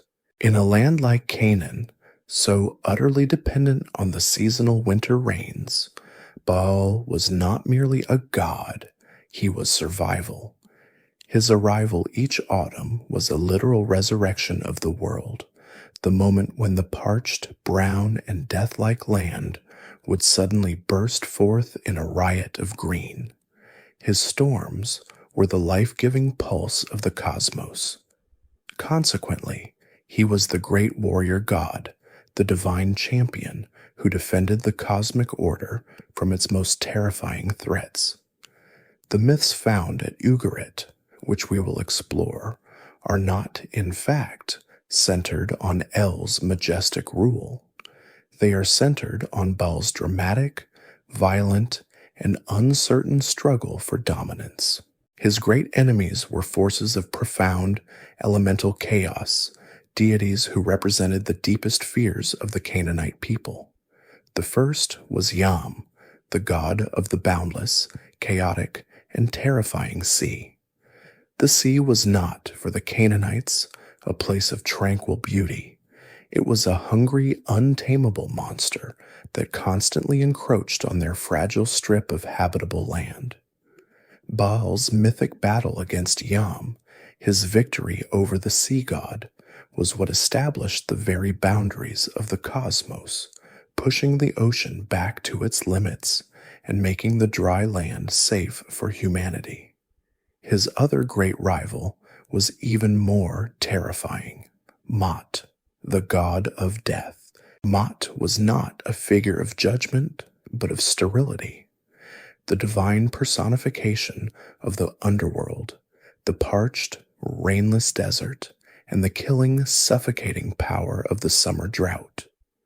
Mot was the beloved of El, but he was the great maw of the underworld, the god who ruled the dust and the decay, and his seasonal battle with Baal was the very engine that turned the wheel of the year.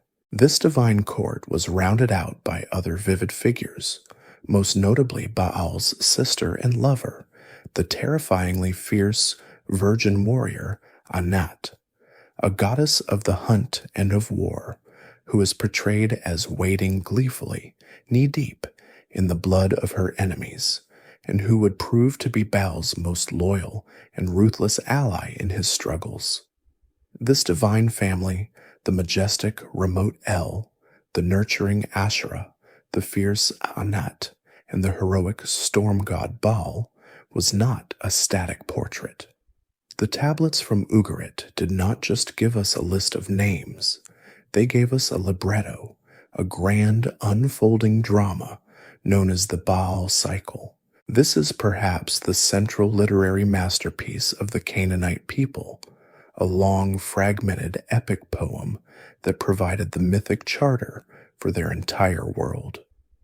It is a story of divine ambition, cosmic warfare, death, and resurrection, and in its telling, we hear the very rhythm of the Canaanite year, the violent clash of the autumn thunderstorm, the life-giving pulse of the winter rains, and the terrifying silent victory of the summer drought. The poem is not about the creation of the world, but about the struggle to organize it, a battle to establish a king who can defend the fragile order of life against the relentless, primordial forces of chaos. The story opens not with Baal on his throne, but with a challenge to the very authority of the pantheon. The gods are assembled in the court of El, at the source of the two rivers, when messengers arrive from their terrifying, primordial rival, the god Yam, the personification of the chaotic sea and the untamed rivers. Yam, it seems, has been elevated by El himself, and now demands absolute supremacy. His messengers, arrogant and unafraid, stride into the divine assembly and deliver an ultimatum. Baal, the upstart storm god, must be surrendered to Yam as a slave to carry his sandals. The assembled gods are terrified. They bow their heads to their knees. Even El, the great patriarch, seems to capitulate, agreeing that Baal is and must be the servant of Yam. But Baal, the rider on the clouds, is a warrior. He is enraged by this humiliation and refuses to submit. This is the first great cosmic conflict. It is the raw elemental battle between the fertile, life-giving rain, which Baal represents, and the destructive, all-consuming, and sterile salt water of the sea, which Yam embodies. To defend himself, Baal needs weapons, and they are provided by the divine craftsman of the gods, the brilliant artisan god Kothar Wakasis, skillful and wise. Kothar forges 2 magical war clubs for Baal. The first is named Yagrush, or Chaser. The second, and more powerful, is named Ayamor, or Expeller. With these weapons in hand, Baal confronts his rival. The battle is a clash of titans, the flashing lightning of the storm god striking the raging monstrous waves of the sea. Baal strikes Yam, but the god does not fall. He then unleashes Ayamor, which leaps from the hand of Baal like an eagle from his fingers, striking the sea god squarely on the head. Yam collapses, his power is shattered, and Baal is declared the victor. He has defeated the chaos of the sea, establishing the boundaries of the dry land and making the world safe for life to flourish. This victory earns Baal the kingship that El had once seemed to give away. But a king needs a palace. This is the second movement of the epic, a story that reflects the deep-seated beliefs of the ancient world. A god, like a human king, is only truly powerful once he is properly housed. Yet El, the high god, hesitates. It is here that the female deities take charge. Baal's ferocious sister, Anat, goes to El, first begging and then threatening him with violence, demanding that her brother be given permission to build his house. When El still hesitates, the ladies of the pantheon deploy their most effective diplomat. The great mother goddess Asherah herself, El's own consort, agrees to intercede. She travels to her husband's tent, and using her charms and her wisdom, she finally persuades the old god to grant his permission. Once again, Kothar Wakasis is summoned, this time as the divine architect. A magnificent palace is built for Baal on the heights of his sacred Mount Saphon, the great mountain that dominates the coastline near Ugarit. It is a palace of cedar and silver, of gold and lapis lazuli. A great debate ensues over its final feature. Must the palace have a window? Kothar insists it must, but Baal is reluctant, perhaps fearing that the window is a point of vulnerability, a way for his enemies to enter. But finally, he agrees. The window is opened, and through this rift in the clouds, Baal's true voice, the thunder, is finally allowed to roar out across the world.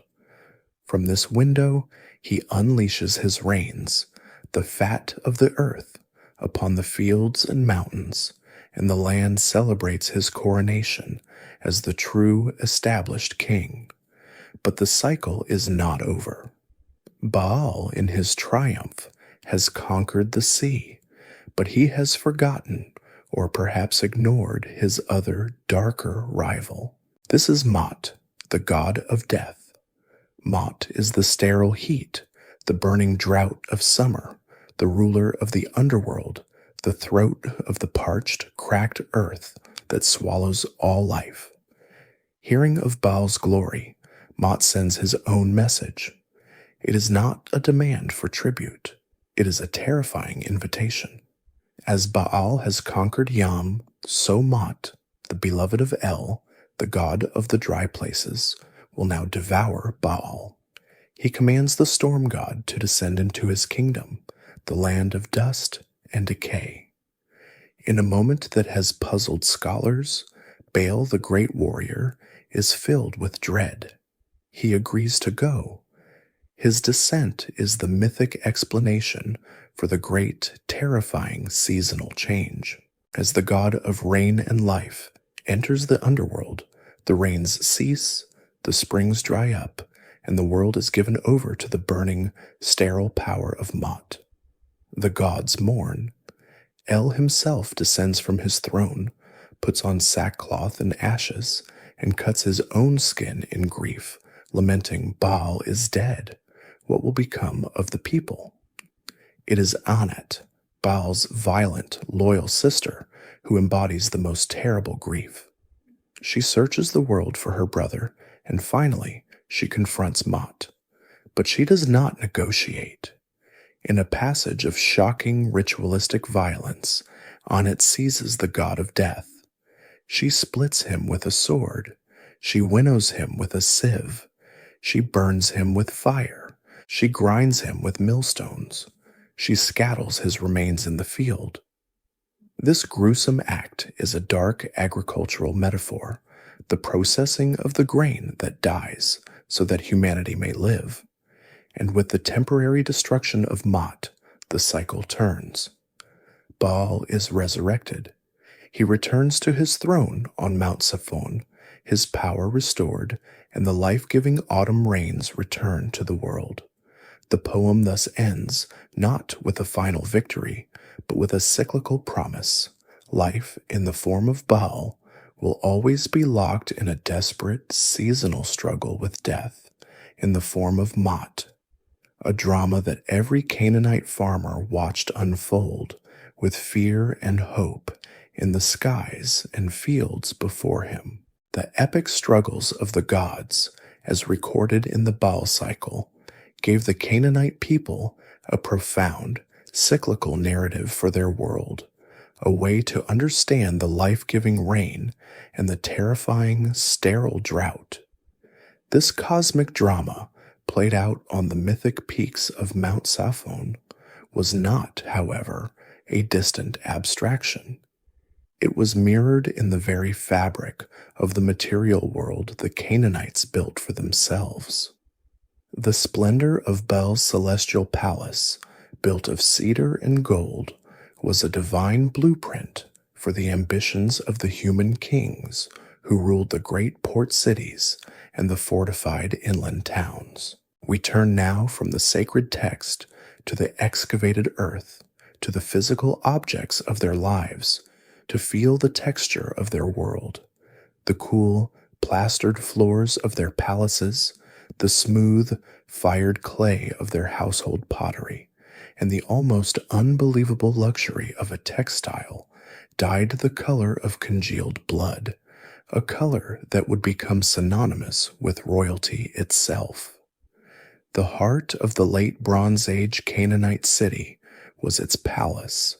This was not merely the residence of the local princeling. It was the entire central nervous system of the city-state, a fortified administrative, economic, and religious compound, usually perched on the Acropolis, the highest and most defensible point within the walls.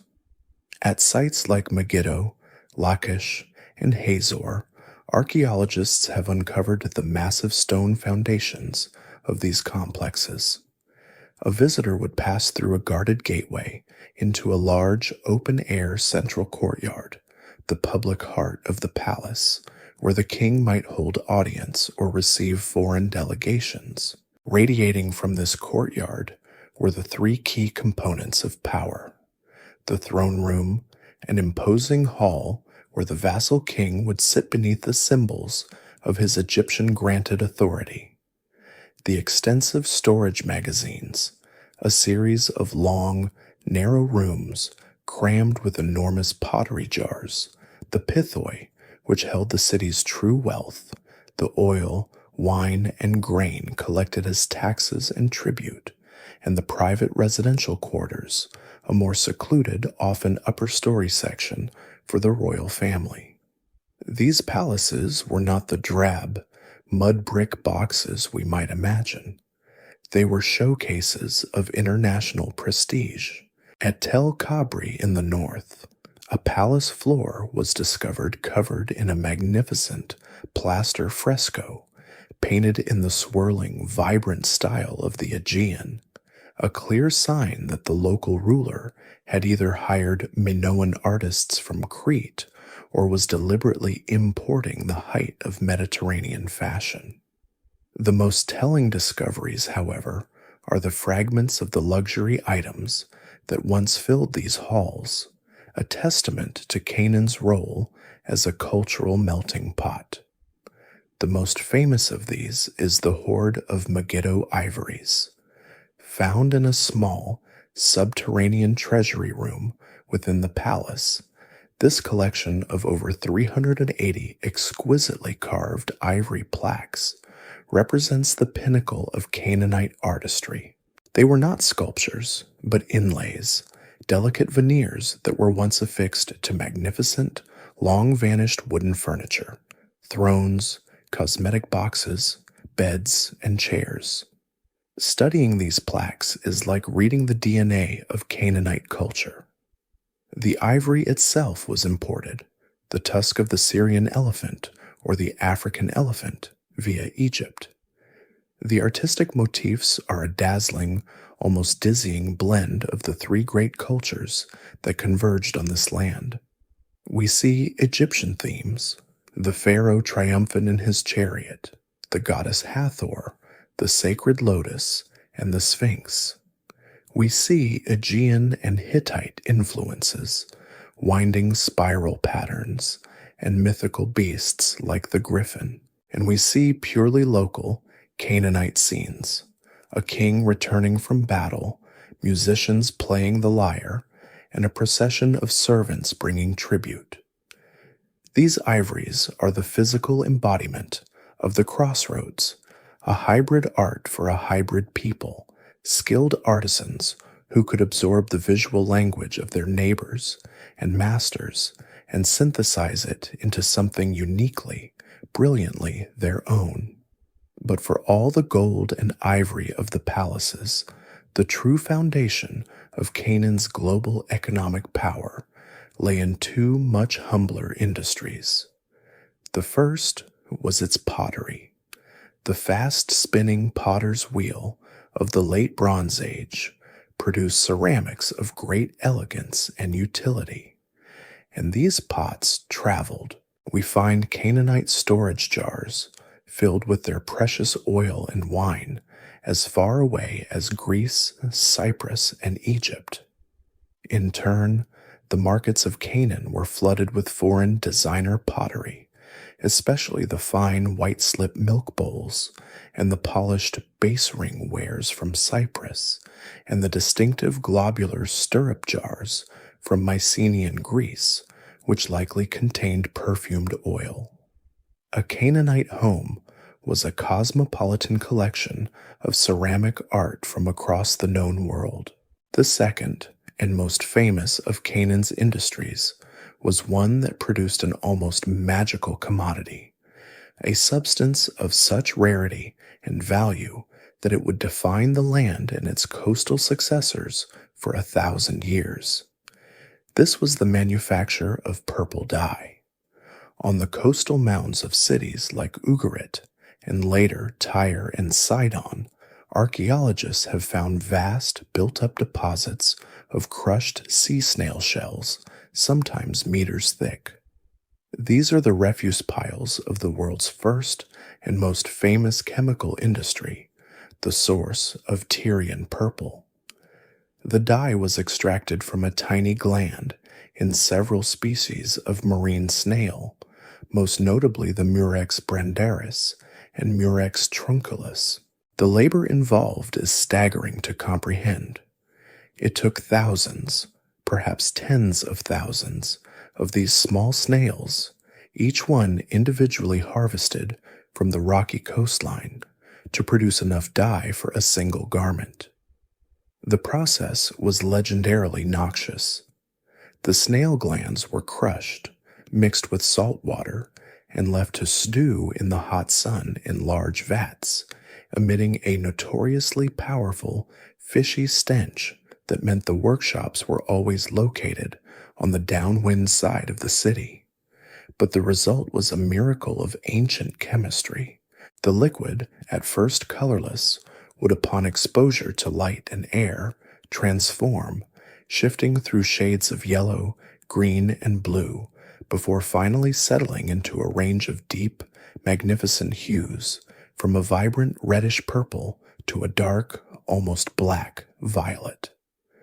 The most miraculous quality of this dye, however, was its fastness. Unlike vegetable dyes that faded in the sun, Murex purple was photoreactive.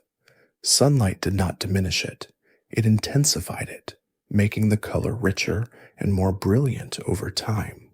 This permanent, vibrant color became the ultimate, unparalleled symbol of status, royalty, and divinity in the ancient world.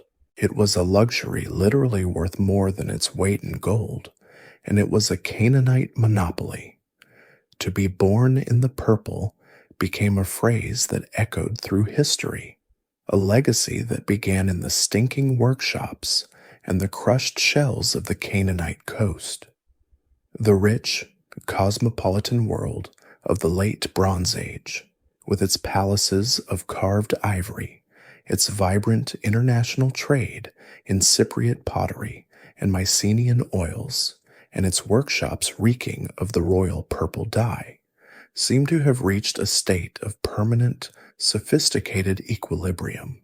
The great peace treaty between the Egyptians and the Hittites had divided the known world, and the vassal kings of Canaan, for all their petty squabbles, operated within a stable, predictable, and immensely wealthy imperial system. For well over 3 centuries, this was the world. It was the only world anyone knew.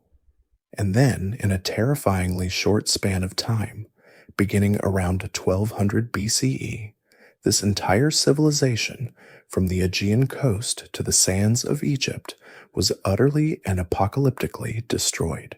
It was not a decline, it was a collapse, a violent, fiery end that plunged the entire eastern Mediterranean into a dark age, leaving behind a savage map of destruction, as one historian called it, and one of the most profound, enduring mysteries in human history. The evidence for this catastrophe is written in thick, choking layers of ash. Our gaze turns one last time to the magnificent port city of Ugarit. In the fiery moments of its final day, scribes in the palace archives were frantically baking clay tablets, perhaps to preserve them. One such tablet, found in the ruins, was a desperate, unfinished letter from the king of Ugarit, Amorites, to the king of Alashia, Cyprus. My father, it reads, behold, the enemy's ships came here. My cities were burned, and they did evil things in my country. Another letter, this one from the king of Alashia, warns, be on the watch. The enemy's ships are upon you. These are the last recorded words of a dying world. The great palace, the temples of Baal and Dagon, the libraries of myth, all went up in a massive conflagration that left a destruction layer several feet thick. The city of Ugarit, a center of high culture for 1,000 years, was so thoroughly annihilated that it was never resettled, its very name forgotten until a farmer's plow struck a tomb 3 millennia later. This was not an isolated event. It was a domino effect of breathtaking speed and scale.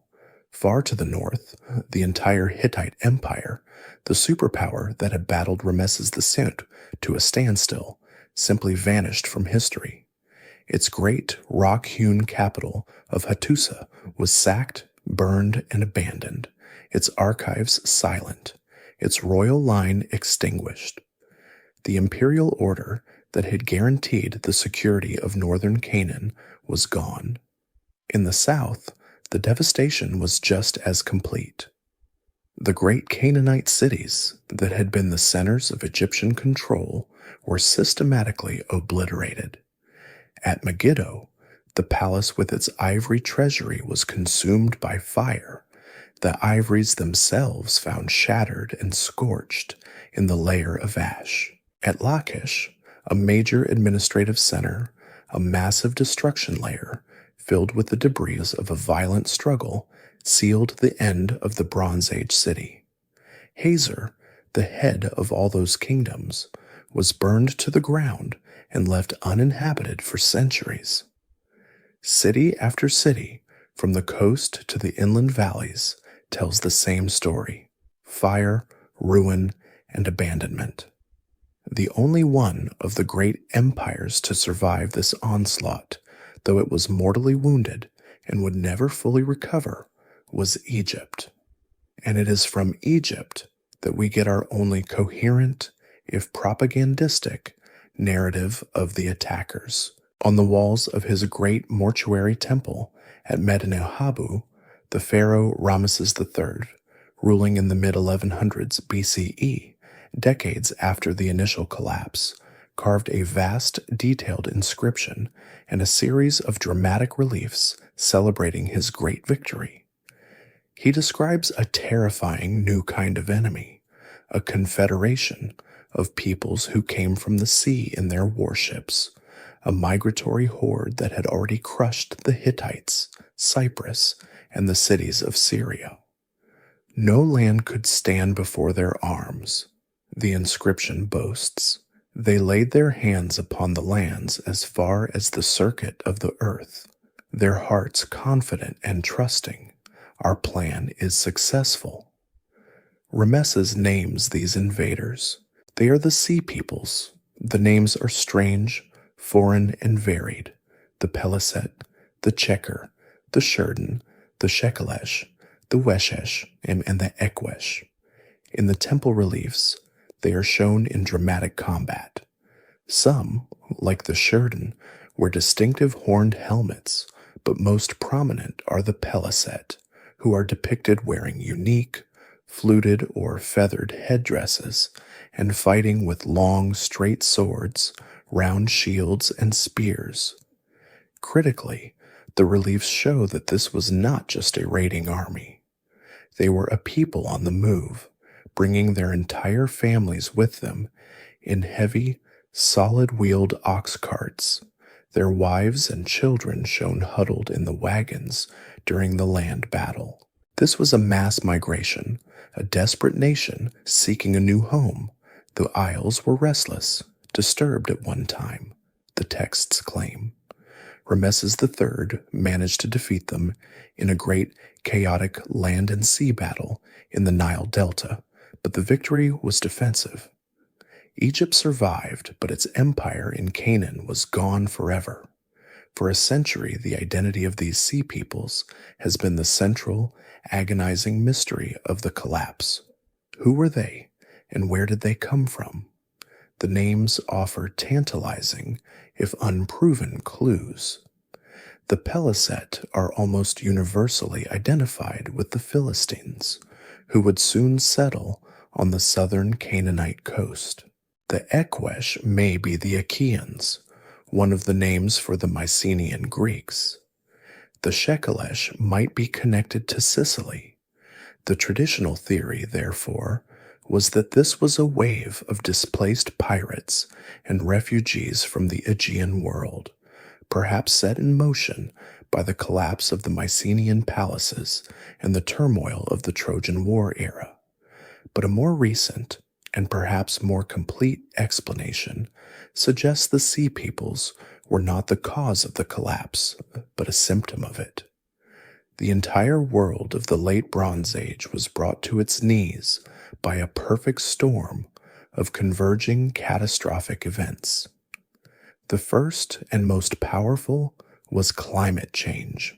Deep sea core and pollen samples show that this precise period, around 1200 BCE, witnessed a sudden, severe, and prolonged drought that struck the entire region. This drought caused catastrophic, widespread famine, collapsing the agricultural surplus that fed the palaces, the scribes, and the armies. The fragile, top-heavy palace economies, already strained by a disruption in the long-distance trade routes for tin and copper, simply shattered. In this chaos, the starving peasantry and landless groups, like the Apiru we met in the Amarna letters, would have risen in violent revolt against their masters. Geologists have also identified a storm of major earthquakes that rocked the region during these same decades, toppling the great stone walls. The Sea Peoples, then, were not a single unified army, but a desperate, motley collection of everyone set in motion by this chaos. Pirate raiders from the Aegean, yes, but also internal rebels, starving farmers, and renegade mercenaries, all preying on a civilization that was already dying from within. The great, glittering world of the late Bronze Age, which had seemed so permanent, had been built on a foundation of grain and tin, and when the rains failed and the ships stopped, it all came crashing down in fire. The great conflagration of 1200 BCE, that fiery, mysterious storm that toppled the Hittite Empire and brought the palace civilizations of the Aegean to their knees, had left the land of Canaan a smoking ruin. The great cities of Hazor, Megiddo, and Lachish were now just towering, silent mounds of ash, their international trade routes severed, their palace economies shattered, and their populations scattered to the winds. The Egyptian Empire in Asia, which had provided a brutal but stable framework for 3 centuries, had evaporated, its garrisons pulling back to the Nile to defend the homeland. This was a vacuum, a true dark age, a time of profound social collapse and technological regression. But into this vacuum, a new people stepped, not as shadowy raiders, but as organized permanent settlers. They were one of the very groups who had brought this old world to its end, the victors of the chaos. These were the Peliset, the people of the feathered headdresses from the reliefs of Rameses III, and we would come to know them as the Philistines. Having been fought to a standstill at the gates of Egypt, these formidable people, whose origins likely lay somewhere in the collapsing Mycenaean or Anatolian world of the Aegean, did not simply sail away. They turned their ships back and settled by force along the fertile, sun-drenched southern coastal plain of Canaan, the very region that had once been the breadbasket of the Egyptian garrisons. They took possession of the key cities, and in so doing, they would give this land a new and enduring name. For the first time, this coastal strip, from Gaza in the south to the Yarkon River in the north, would be known after them as Philistia, the root from which our modern, much broader term Palestine is ultimately derived. They were not, it must be stressed, Canaanites. They were a foreign implant, an Aegean culture, bringing with them entirely new traditions, a new language, new gods, and a new transformative technology.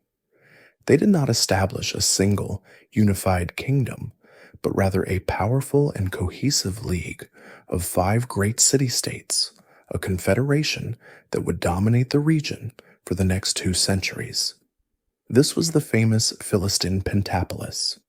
At the head were the 3 great coastal ports, Gaza, their southernmost bastion and gateway to Egypt, Ashkelon, a magnificent ancient port, rebuilt with new, massive fortifications, and Ashdod, which would become a sprawling, wealthy center. Inland, they controlled 2 other strategic cities, Gath, the mighty fortress in the foothills, the traditional home of the giant Goliath, which guarded the routes to the Judean hills, and Ekron, a major industrial center that would become renowned for its production of olive oil.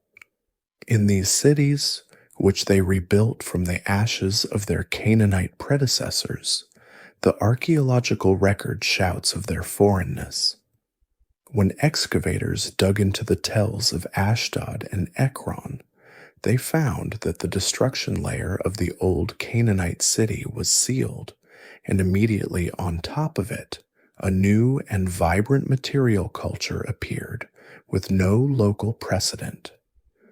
The most telling evidence was the pottery. The first Philistine settlers produced a beautiful, distinctive, and entirely new ceramic style, which we call Philistine Bikrom ware. This pottery was not a continuation of the Canaanite tradition. It was a direct descendant of the high-quality Mycenaean 30C pottery of the Greek world. The clay was local, but the style, the shapes, and the painted decorations were purely Aegean. They painted their new vessels with intricate, disciplined geometric patterns, with spirals and lozenges, and most famously, with a procession of stylized birds, a motif that was a hallmark of late Mycenaean art. They were, in essence, remembering their homeland, their potters trying to recreate the fine wares of the world they had left behind. Their culture was different in every respect. Their temples, rather than following the Canaanite broadroom plan, featured a unique central hearth, a feature typical of the Great Megaron, or throne room, of a Mycenaean palace. This suggests their sacred spaces were also their centers of political power, a blend of throne room and sanctuary. They left behind unique cult objects, such as the famous Ashdoda figurine, a seated female figure, perhaps a mother goddess, depicted as sitting on an elaborate chair, a form that seems to fuse a local deity with the concept of a Mycenaean throned goddess. Even their names, as recorded in later texts, were alien to the Semitic world of Canaan. Names like Achish, king of Gath, or Goliath, have linguistic echoes not of Canaan, but of Anatolia or the Aegean. But the Philistines did not just bring new pottery and new gods. They were the bearers of the New Age itself. They were masters of iron technology. The great collapse of 1200 BCE had not just shattered palaces, it had catastrophically disrupted the long-distance trade routes for tin, the essential rare alloy needed to make bronze. Without tin, the armories of the Bronze Age were useless. But the Philistines, perhaps through their connections to Anatolia, the homeland of the Hittites, who had long experimented with the metal, were smiths of the new, harder, and far more accessible material, iron. Iron ore was common, and a smith who knew the secret of carburization, adding carbon to make true steel, could produce weapons and tools that were far superior to the now obsolete bronze. This gave them a staggering military and economic monopoly. Later, biblical writers, with a note of bitter resentment, would recall this very advantage, stating that in the days of King Saul, no blacksmith was to be found throughout all the land of Israel, for the Philistines said, lest the Hebrews make themselves swords or spears. This new people, firmly entrenched in their 5 powerful cities, masters of the coastal plain and holders of the iron secret, were now the new superpower in a broken land, a formidable, un-Canaanite challenge to every other group, including the new highland tribes who were just beginning to coalesce in the hills to their east. The arrival of the Philistines on the southern coast was a stark, dramatic incision into the body of Canaan, an Aegean culture planting its flag, its Mycenaean pottery, and its iron forges in the ruins of the old world. But as this new, urban, and formidable power consolidated its 5 cities on the plain, a very different, much quieter, and more indigenous story was unfolding just a few miles to the east, in the rugged, rocky spine of the central hill country. This was the highland region, the limestone backbone of the land between the coastal plain and the Jordan Rift Valley. It was a land of terraced hillsides, small, isolated valleys, and scrub oak forests, a land ill-suited to the chariot warfare of the Bronze Age empires and more difficult to farm, requiring a hard life of digging cisterns to catch the rain and building stone terraces to hold the soil. For centuries, this region had been a political afterthought, sparsely populated, a frontier zone inhabited by pastoralists and the occasional renegade, existing in the shadow of the great, wealthy Canaanite city-states on the plain. But the great collapse of 1200 BCE, which had so thoroughly destroyed those lowland cities, had in fact created a profound opportunity. This isolated, difficult land was now a refuge.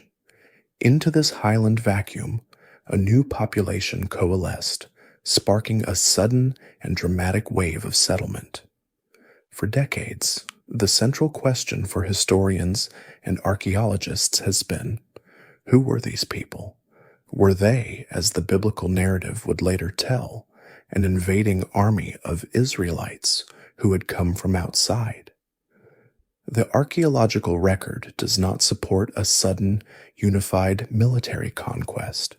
The old Canaanite cities were already destroyed, seemingly by the sea peoples or internal collapse, not by this new highland group. Were they that Apiru, the social outcasts and landless rebels we remember from the Amarna letters, finally coming out of the shadows to claim their own territory? Or were they, as many scholars now believe, a synthesis of many groups, a large-scale social revolution in which the oppressed, indebted peasant farmers and pastoralists of the old Canaanite feudal system simply walked away from their burning, collapsed cities and their former masters, moving up into the hills to create a new, simpler, and more egalitarian society? The evidence on the ground, uncovered in extensive archaeological surveys, is compelling. Beginning in the 12th century BCE, in the period we call Iron Age the Bust, hundreds of new, small, unwalled agricultural villages sprang up, seemingly overnight, across this previously empty hill country. This was a population explosion, but not one of wealth.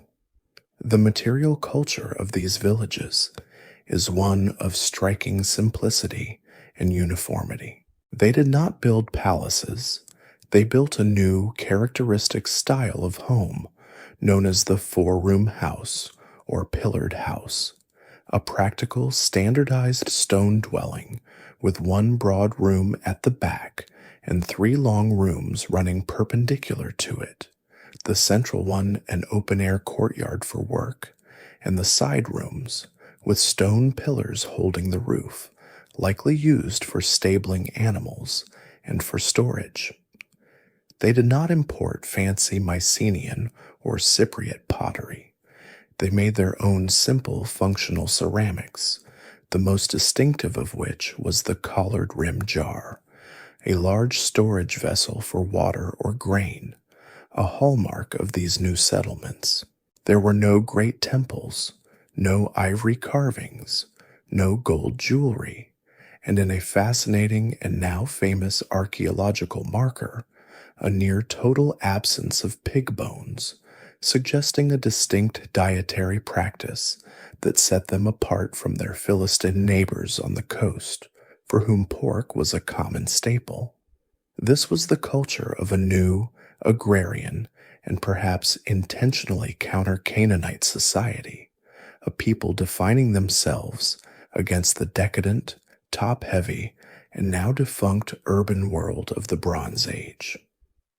They were farmers, herders, and pioneers, and they were, it seems, the first people to begin to forge a collective identity, not around a city, but around this shared highland experience. And just as this new society was taking its first tentative steps, a voice from the dying Bronze Age, from the very heart of the old imperial power, reached out and for the first time in history gave this new people a name.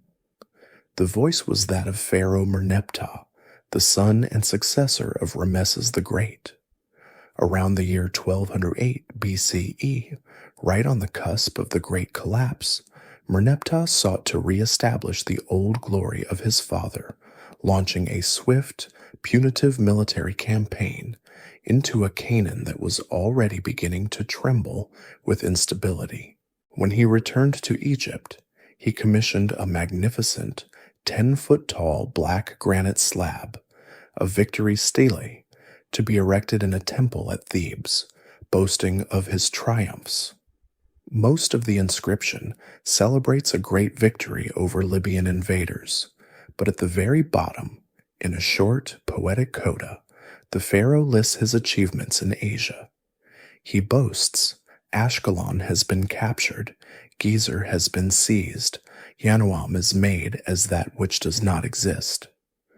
These were three well-known Canaanite city-states, and in the Egyptian hieroglyphic text, each name is followed by the determinative sign of a city, a walled, political entity.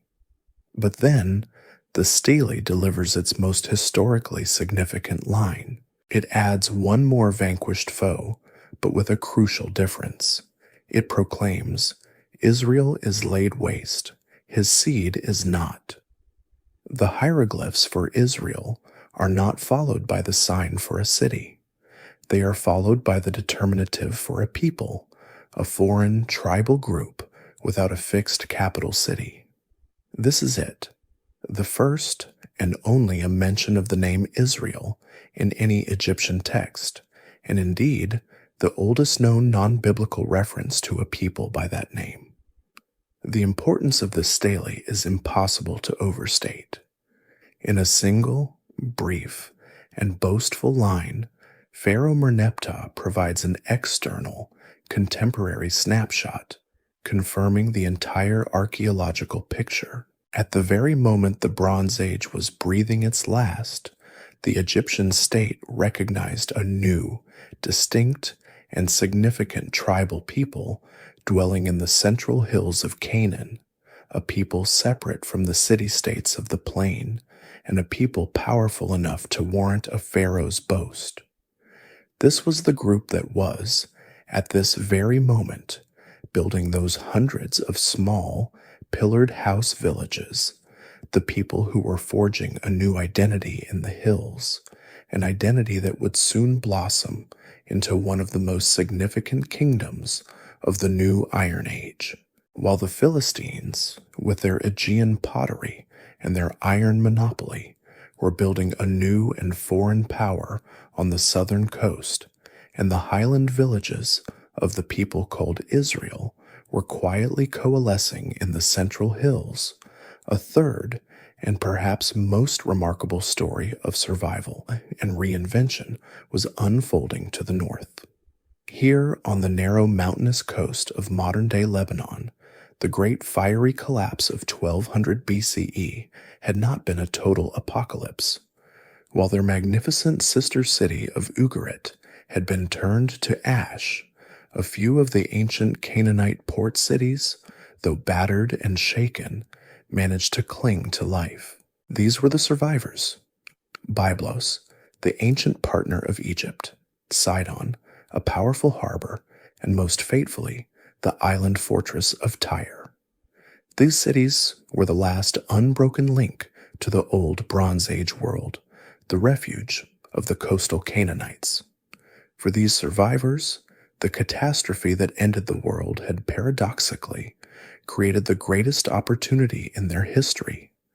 In a single chaotic century, all of their masters had vanished. The Hittite Empire, their overlord in the north, was gone. The Egyptian Empire, their rival in the south, had retreated to the Nile, its navy no longer patrolling the seas. The Mycenaean palaces, their trading partners and competitors in the west, had all burned. For the first time in 1,000 years, the coastal Canaanites were completely, utterly and terrifyingly on their own. Hemmed in by the towering, impassive wall of the Lebanon mountains at their back, which cut them off from the chaotic inland, they turned their faces, their energies, and their entire civilization in the only direction left to them, the open, empty, and waiting expanse of the Mediterranean Sea. In doing so, they forged a new identity. They were still, by blood and language, Canaanites. But the world would come to know them by a new name, a Greek nickname, Phoenices, the Phoenicians. This name was a testament to their most famous and valuable export, the phoenix, the deep crimson and purple dye, that almost magical color they alone knew how to extract from the sea. They were the purple people, and they would use their command of this luxury, their ancient maritime skills, and their newfound freedom to become the undisputed masters of the sea, the great middlemen of the new Iron Age, connecting a shattered and recovering world. They were not conquerors. They were navigators and merchants, and their empire would be one of trade routes, not of land. They inherited the 1,000-year-old shipbuilding and sailing traditions of their Canaanite ancestors, but they perfected them. They built new kinds of ships, broad, deep-hulled, and rounded merchant vessels, the galwa, or bathtubs, designed not for speed, but for maximum cargo, capable of carrying tons of wine amphorae and metal ingots. And they built swift, new galleys to protect them. Most importantly, they mastered the art of open sea navigation. While other sailors hugged the coastline, the Phoenicians learned to sail at night, steering their way by the one fixed point in the heavens, the star that the Greeks would come to call the Phoenike, the Phoenician star, our North Star, Polaris. This skill allowed them to cross vast, open stretches of water, making trade routes faster, more direct, and more profitable than ever before. Their business model was to link the raw resources of the barbarian West with the ancient, civilized markets of the East.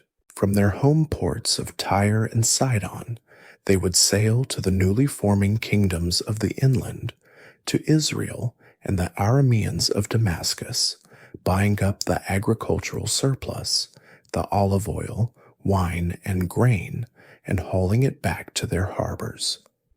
They would add their own unique, high-value goods, the magnificent, fragrant cedar wood from their mountains, a resource so valuable that King Hiram Eke of Tyre would famously export it to King Solomon of Israel, along with his master artisans, to build the first great temple in Jerusalem, their exquisite carved ivories, and of course, their precious purple textiles. Then they would load these goods into their ships and sail west, on journeys of astonishing length and bravery. Their goal was metal. The new Iron Age world was hungry, but the old Bronze Age metals were still vital, and the Phoenicians knew where to find them. They sailed to Cyprus for copper, to Sardinia, and most incredibly, all the way to the very edge of the known world, to the land the Bible calls Tarshish, the distant, mineral-rich coast of southern Spain. Here, they found a mountain range that was almost pure silver, a source of wealth that would fund their entire enterprise. To support this vast trade network, they did not build a territorial empire. They built a string of pearls, a chain of permanent colonial trading posts that stretched the entire length of the Mediterranean. They founded Kition in Cyprus, settlements in Sicily and Sardinia, and outposts on the coast of North Africa. And around 813 BCE, According to tradition, exiles from Tyre founded the greatest of these colonies, a city that would one day eclipse its own mother, Kort Hadasht, the new city, which the Romans would come to know and fear as Carthage. But the most significant cargo these Phoenician sailors ever carried was not silver or tin or even purple dye. It was an idea, for their own pragmatic commercial needs, to keep their ledgers, track their shipments, and write their contracts. They had taken the old experimental Proto-Sinaitic, Proto-Canaanite alphabet and refined it, standardized it, and perfected it. They streamlined it into a sleek, efficient, and brilliantly simple system of 22 consonantal signs. It was a tool of commerce, fast to write and easy to learn. And as they traded their goods in every port of the Mediterranean, from the coast of Syria to the harbors of the Aegean, they brought this script with them. Sometime around the 9th or 8th century BCE, Greek merchants, encountering these purple people and their wondrous system of writing, adopted it for their own. They took the Phoenician signs, famously adding the revolutionary innovation of vowels, and from that Greek adaptation, the Latin alphabet, and in turn, almost every modern European alphabet was born. The Canaanites of the coast, in their reinvention as Phoenicians, had not just survived the apocalypse, they had given the world the very tool it would use to record all future histories. While the resourceful survivors of the coast, the Phoenicians, were turning their gaze outward, building a new world of commerce upon the open waves of the Mediterranean. An entirely different story of consolidation was unfolding in the inland territories. Here, in the central hill country and on the plateaus east of the Jordan River, the old Canaanite world was not being reinvented by sea traders. It was being reborn, forged in the crucible of local rivalries and the pressing need for a new kind of social order. We must remember the world that the Great Collapse had created. The Philistines, a foreign, technologically advanced, and highly organized military power, now dominated the wealthy coastal plain, while the central hills were dotted with hundreds of small, unwalled, and isolated agricultural villages, the people we first met on the Merneptah Stele. For these highland farmers, the Philistines were not a distant trading partner, but an existential threat, a heavily armed neighbor with a monopoly on iron who sought to control the agricultural surplus of the entire region. This intense external pressure, this constant threat from the uncircumcised lords of Gath and Ekron, became the powerful catalyst for a profound political transformation. The old, egalitarian, and decentralized structure of the highland villages, which had been its strength as a refuge society, was now its critical weakness. A scattered collection of farmers and herders, no matter how numerous, could not stand against the organized chariot levies and iron spears of the Philistine Pentapolis. What was needed was a unified military command, a single leader who could rally the disparate tribes, enforce a draft, and lead a combined army. What was needed, in short, was a king. And so, in a process that is famously narrated in the biblical texts through the figures of Samuel, Saul, and David, a new political entity began to crystallize in the hills, forged in the fires of this anti-Philistine resistance. This was the birth of the monarchy. What had been a loose affiliation of highland tribes, bound by shared customs and perhaps a shared worship of their god, YHWH, now consolidated out of sheer necessity into a centralized state.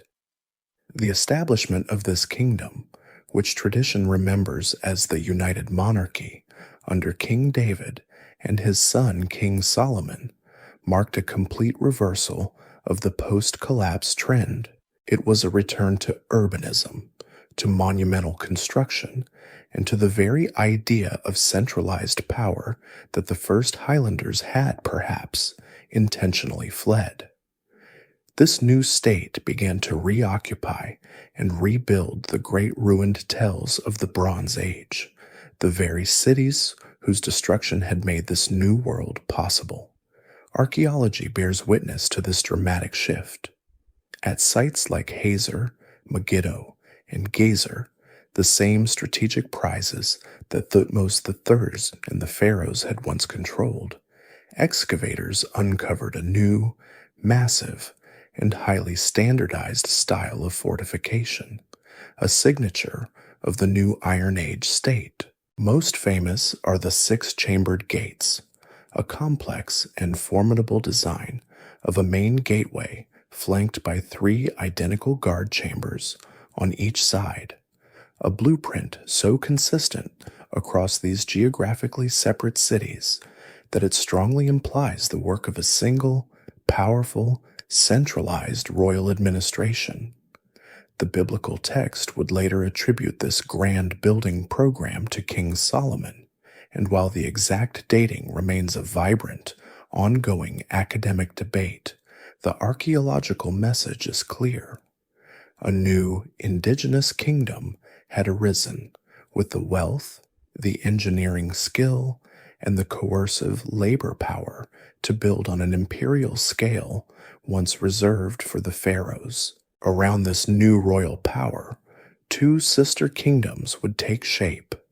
In the north, the larger, wealthier, and more populous kingdom of Israel, with its future capital at Samaria, and in the south, the more remote, rugged, and clannish kingdom of Judah, with its capital at the old Jebusite, Canaanite stronghold of Jerusalem. But this process of state formation was not unique to the lands west of the Jordan. The same pressures and opportunities were creating parallel kingdoms all across the region, a mosaic of new national entities, all emerging from the same shared Canaanite cultural bedrock. East of the Jordan River, on the high Transjordanian plateau, the same process was unfolding. The Ammonites consolidated their power around their capital city of Rabbah, the site of modern Ammon. To their south, the Moabites claimed the fertile lands east of the Dead Sea. And further south still, in the arid mountains of the Arabah, the Edomites were building their own kingdom, controlling the vital trade routes that brought exotic goods up from the Red Sea and Arabia. These were not Israelite kingdoms, but they looked, sounded, and acted almost exactly like them. They were, in essence, all part of the same family, all cultural successors to the ancient Canaanite world, now simply divided by new national borders and new national loyalties. The most stunning proof of this comes not from Israel, but from Moab. In 1868, a missionary found a 3-foot-tall black basalt slab near the town of Dibon, the ancient Moabite capital. This was the Mesha Stele. Its inscription, written in the 9th century BCE, is a royal proclamation by Mesha, king of Moab, and it is one of the most important texts ever found in the Levant.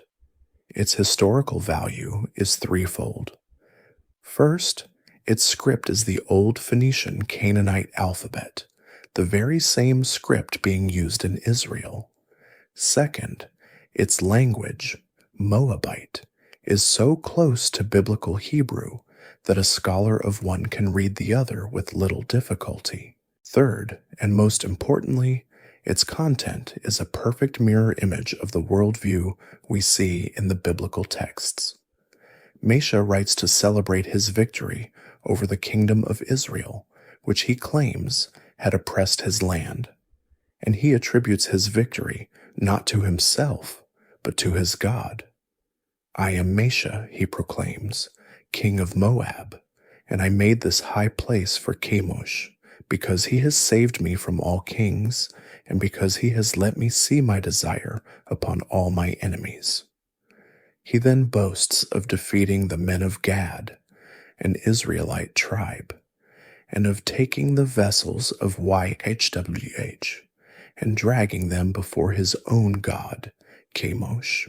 In this one remarkable stone, the entire political landscape of the new Iron Age is laid bare, a vibrant, fractured world of small, fierce, and deeply pious national kingdoms, all speaking a common Canaanite tongue, all writing with a common Canaanite script, and all worshiping a supreme national God, believing that God fought for them alone, in a constant, jealous, and bloody struggle against their very own neighbors, the small, fierce, and fractious kingdoms of the inland, Israel, Judah, Ammon, Moab, and the Arameans of Damascus, had for 2 centuries lived in a world of their own making, a landscape defined by local rivalries, where the greatest threat was the neighboring king, and the ultimate victory was the capture of a few border towns or the extraction of tribute from a weakened cousin. Their gods, Chemosh, YHWH, and Hadad, were their divine champions in these intimate regional struggles. But as the 9th century BCE began to unfold, a new and terrible shadow, born of unimaginable scale and calculated cruelty, began to creep westward from the ancient heartland of Mesopotamia. This was not just another empire, not a distant overlord like the pharaohs of old. This was the Neo-Assyrian Empire, a military and administrative machine of such relentless, systematic, and brutal efficiency that it would fundamentally and permanently break the world that these Iron Age kingdoms had built. From their capital cities of Ashur and later Nineveh on the banks of the Tigris River, a new dynasty of Assyrian kings had forged their state into the most terrifying weapon the world had ever seen. They were masters of siege warfare, inventing sophisticated new tactics, from massive timber-framed siege engines and battering rams to corps of engineers who would sap and undermine enemy walls. Their standing army was a multi-ethnic, professional force, its ironclad infantry, cavalry, and charioteers capable of campaigning year-round. But their true innovation, the policy that made their name a byword for terror, was their programmatic use of psychological warfare. Assyrian kings did not just defeat their enemies, they made a spectacle of their destruction. Their royal inscriptions, the annals of their reigns, do not shy from the horror.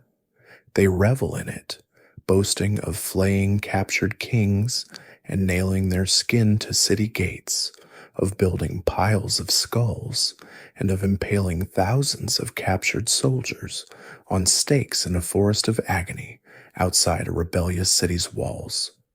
This was not senseless savagery. It was calculated state policy, a form of mass communication designed to ensure that the very thought of rebellion was too terrifying to contemplate. At first, this shadow was a distant one. In the mid-9th century, the great king Shalmaneser III marched west, clashing with a large temporary coalition of local kings, including King Ahab of Israel, at the Battle of Karkar. The battle was a costly stalemate, but it was a sign of things to come. A few decades later, the Assyrian Black Obelisk, a carved stone monument, depicts a later Israelite king, Jehu, kneeling on the ground, his face in the dust, bowing before the Assyrian monarch, offering tribute. The image is one of total, humiliating submission. The age of independence was ending. The true architect of the final Assyrian solution, however, was Tiglath-Pileser III, who seized the throne in 745 BCE. He was a brilliant, ruthless reformer who dispensed with the old, inefficient system of simple vassalage. He had a new, more permanent solution for rebellious territories: direct annexation. He would remove the local royal family, execute the nobility, and transform the kingdom into a fully integrated Assyrian province, ruled by an Assyrian governor. And to ensure this province would never again remember its old identity, he perfected the second great Assyrian policy: mass deportation. This was not genocide. It was perhaps more insidious, a systematic ethnocide. He would deport the entire ruling, skilled, and military class of a conquered nation, tens of thousands of people, and forcibly resettle them in a distant, alien corner of his vast empire. In their place, he would import an equally dislocated group of deportees from some other conquered land. The goal was to shatter a people's identity, to sever their bond to their ancestral land, their homes, and most importantly, their national god, whose power was believed to be tied to that specific territory. He was creating a new, deracinated, and hopelessly mixed imperial population, whose only shared identity was their subjugation to the great king in Nineveh. This new, terrible machine was now turned upon the Levant. The first to fall was the Aramean kingdom of Damascus, which the Assyrians systematically crushed. This left the northern kingdom of Israel, now larger and wealthier than its southern sibling Judah, exposed and terrified. Israel's last kings engaged in a desperate, fatal game of palace coups and failed rebellions, at one point even trying to force Judah into an anti-Assyrian coalition. Finally, in 722 BCE, after a final hopeless rebellion, the Assyrian king Shalmaneser IV and his successor Sargon II, who claimed the final glory, laid siege to Israel's magnificent, fortified capital city of Samaria. The siege lasted for 3 long, agonizing years. When the city finally fell, the Assyrian system was implemented with textbook precision. The kingdom of Israel was annihilated, its royal line extinguished. The Assyrian records, carved on the walls of Sargon's palace, boast of the victory. "I besieged and conquered Samaria," Sargon declared, "led away as booty 27 to 90 inhabitants of it." These were the elite of the kingdom. They were marched across the desert and scattered in the eastern provinces of the empire, where, torn from their god and their land, they assimilated and vanished from history, becoming the 10 lost tribes of Israel. Their former homeland was redesignated as the Assyrian province of Samarina, and, as the biblical text laments, the king of Assyria brought people from Babylon, Cutha, Ava, Hamath, and Sepharvaim, and placed them in the cities of Samaria instead of the people of Israel. The Assyrian shadow had swallowed half of the highland world. To the south, the kingdom of Judah, with its capital in Jerusalem, watched in abject terror. It had become a loyal, tribute-paying vassal, and for a time, this strategy worked. But around 701 BCE, Judah's king, Hezekiah, seduced by promises of Egyptian aid, made the disastrous calculation to join a widespread rebellion. The Assyrian response was immediate and overwhelming. The new king, Sennacherib, descended upon Judah with the full, terrifying might of the imperial army. He did not aim for Jerusalem first. He aimed to bleed the kingdom to death, systematically destroying its entire infrastructure, city by city. The most famous and brutal of these sieges was at Lachish, Judah's second most important city. Sennacherib was so proud of this victory that he commissioned a massive, panoramic stone relief of the battle, a movie in stone, to be the centerpiece of his palace without a rival in Nineveh. These Lachish reliefs, now in the British Museum, are a horrifying frame-by-frame guide to Assyrian warfare. We see the massive earthen siege ramp built against the city's walls, the wheeled battering rams climbing it, the Assyrian archers providing cover, and the Judean defenders hurling torches from the battlements. Then we see the aftermath, the procession of captured families, their carts piled high, beginning their long march into exile. And most chillingly, we see the captured Judean officials, naked and impaled on pointed stakes, a stark warning to all who watched. After this, Jerusalem, now isolated and alone, was next. Sennacherib's own prism inscription, a hexagonal clay cylinder, boasts of the next step. As for Hezekiah the Judahite, the king wrote, who did not submit to my yoke, 46 of his strong, walled cities I besieged and conquered. Himself I shut up in Jerusalem, his royal city, like a bird in a cage. The end seemed certain. Jerusalem was trapped, its countryside obliterated, its population in panic. And then, nothing. For reasons that are still one of history's great mysteries, Sennacherib did not take the city. The biblical narrative claims a miraculous divine intervention, that the angel of the Lord struck down the Assyrian army in the night. The Greek historian Herodotus, centuries later, heard a story of an army of field mice that gnawed the Assyrian bowstrings. More prosaically, it was likely a combination of a devastating plague in the Assyrian camp and Hezekiah's last-minute desperate offer of an almost impossibly large ransom of gold and silver, which he paid by stripping the very doors of the temple. Sennacherib, his point made and his pockets full, took the payment and went home. Judah, unlike Israel, had survived, but it was a ruin, a remnant, its independence a legal fiction, its king a cowering vassal living on borrowed time under the permanent, watchful, and unforgiving shadow of the Assyrian wolf.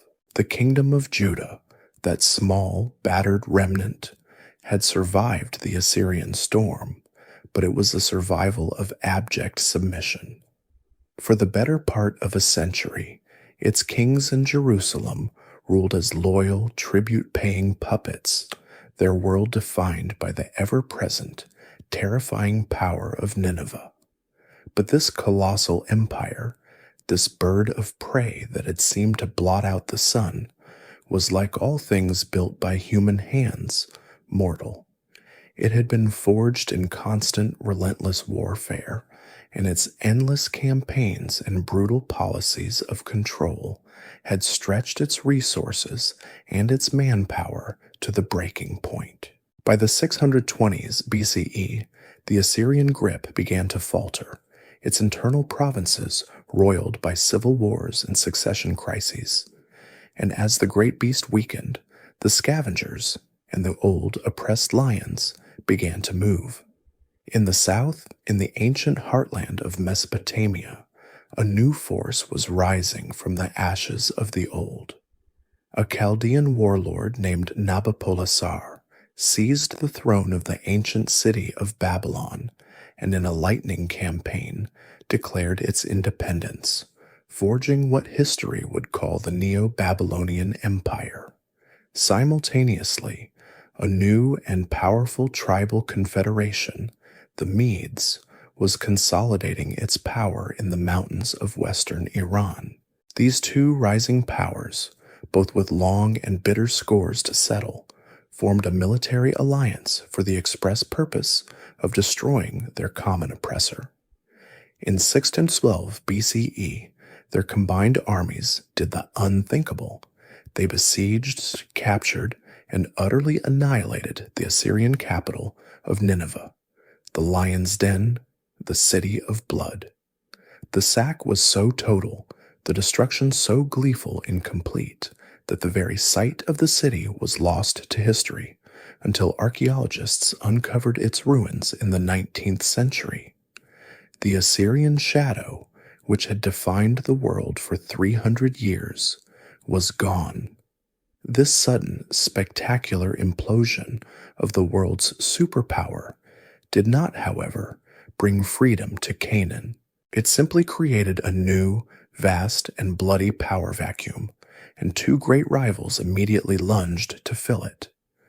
From the south, Egypt, now under an ambitious new dynasty, saw its chance to reclaim the empire it had lost 1,000 years before at Kadesh. The pharaoh, Necho II, marched his army north, his goal to link up with the last tattered remnants of the Assyrian army and create a buffer state against the ascendant Babylonians. But to get there, he had to march through the old Egyptian stomping ground, the Jezreel Valley, past the ancient silent mound of Megiddo. In Jerusalem, the king of Judah was a young pious reformer named Josiah. He had used the chaos of Assyria's decline to launch a profound religious revolution, purifying the land, centralizing all worship at the temple in Jerusalem, and expanding his borders, dreaming of a reunified kingdom. In a fateful and strategically baffling decision, Josiah, seeing Egypt as the new threat, chose to intervene. He marched his small army north to intercept the pharaoh, and at Megiddo, that ancient field of destiny, his army was crushed and he was killed. Judah, having made an enemy of Egypt, was now its puppet. Necho II deposed Josiah's chosen successor and placed his own vassal, Jehoiakim, on the throne in Jerusalem. The final contest for the world was now set. In 605 BCE, at the citadel of Carchemish on the Euphrates River, the full might of the Egyptian army, under Pharaoh Necho, met the full might of the Babylonian army, led by its brilliant crown prince, Nebuchadnezzar II. The battle was a rout in apocalyptic defeat for Egypt. The Babylonian army shattered the Egyptian forces, and Nebuchadnezzar pursued the broken remnants south, all the way to the very border of the Nile. The entire Levant, including the small, compromised kingdom of Judah, now belonged to Babylon. King Jehoiakim in Jerusalem, who had been a loyal Egyptian puppet, quickly swore fealty to his new Babylonian master. But this submission was a bitter one, and the memory of independence, briefly tasted under Josiah, was hard to forget. Egged on by pro-Egyptian factions within his own court, and despite the dire, thunderous warnings of the prophet Jeremiah, who insisted that Babylon was God's own instrument of judgment and that resistance was futile, Jehoiakim rebelled. Nebuchadnezzar, now the great king of Babylon, was not a man to be trifled with. In 597 BCE, he arrived at the gates of Jerusalem. The siege was short. Jehoiakim had died, and his young son, Jehoiakim, quickly surrendered. Nebuchadnezzar, in a chilling echo of the Assyrian policy, enacted a strategic, curated deportation. He did not destroy the city, but he carried off all the treasures of the house of the Lord and the treasures of the king's house. And he took the entire royal family, the court, the military officers, the priests, and all the skilled artisans, 10,000 captives, and marched them into exile in Babylon. He then installed the king's uncle, a weak-willed man named Zedekiah, on the throne, forcing him to swear a solemn oath of loyalty. The kingdom of Judah was now a hollowed-out shell, its king a puppet, its elite already living in a captive community on the banks of the rivers of Babylon. And still, the dream of rebellion would not die. A decade later, Zedekiah, in a final foolish act of desperation, seduced by yet more empty promises of aid from a new pharaoh, broke his oath and rebelled against Babylon. The patience of Nebuchadnezzar was at an end. This time, there would be no curated exile, no surgical removal of the elite. This would be an annihilation. In 588 BCE, the Babylonian army returned, and this time it came not just for the king, but for the city, for the temple, and for the very idea of Judah. The siege was long, brutal, and agonizing, lasting perhaps 18 months. The prophet Jeremiah, trapped in the starving, plague-ridden city, describes a time of unspeakable horror, of famine and despair. Finally, in the summer of 586 BCE, the great stone walls, which had stood since the days of the monarchy, were breached. The city fell. Zedekiah, the last king of Judah, fled in the night but was captured on the plains of Jericho. He was dragged before Nebuchadnezzar, who forced him to watch the execution of his own sons, and then blinded him, leading him away in bronze fetters to die in a Babylonian prison. 1 month later, Nebuzaradan, the captain of the Babylonian guard, arrived with his orders. The city of Jerusalem was to be systematically erased. The soldiers looted what was left, and then they set it on fire. The magnificent Temple of Solomon, the very heart of the people's faith, the house built of Phoenician cedar and gold, the one centralized point of their covenant with their God, was torn down to its foundations and consumed by fire. The royal palace was burned. The city walls were toppled, and all but the poorest, most destitute farmers were rounded up and marched into the second and final exile. This was the end. After more than 4 centuries, the line of David was broken, the kingdom of Judah was extinguished, and the capital was a smoking, depopulated ruin. The entire story of ancient Canaan as an independent, self-governing land of its own kings and its own temples was over. The future of its people, if there was to be one, would now have to be forged in a strange land, far from home, in the twilight of their history. The fall of Jerusalem in 586 BCE was the final, dying gasp of the old indigenous political order. The Babylonian twilight had descended, and the land that was once Canaan, a vibrant mosaic of petty kingdoms, was now a broken, depopulated, and smoldering province. Its elite marched into exile, its great temple a pile of scorched stones. This moment, this profound rupture, marks the true end of our ancient story. But history, which rarely asks permission before changing everything, was not finished. The people of this land were gone, but their legacy was not. The land itself, the eternal bridge, remained, and new masters would soon come to claim it, setting the stage for one last, profound transformation that would carry the echoes of Canaan into the modern world. The Neo-Babylonian Empire, which had seemed so invincible under the terrible might of Nebuchadnezzar II, proved to be a fleeting, brittle colossus. Its conquests were vast, but its foundations were shallow. In 539 BCE, little more than a generation after the destruction of Jerusalem, a new superpower, a new kind of empire, swept in from the east, led by one of the most remarkable figures in human history, Cyrus the Great, king of the Persians. The Persians, an Indo-European people from the Iranian plateau, conquered Babylon with stunning speed, absorbing its entire vast territory, including the quiet, neglected province of Yehud, into an empire that would soon stretch from India to Greece, the largest the world had yet known. And Cyrus brought with him a revolutionary new theory of imperial control, where the Assyrians and Babylonians had ruled by terror, mass deportation, and the imposition of their own gods. Cyrus and his Achaemenid successors ruled by a form of calculated multicultural tolerance.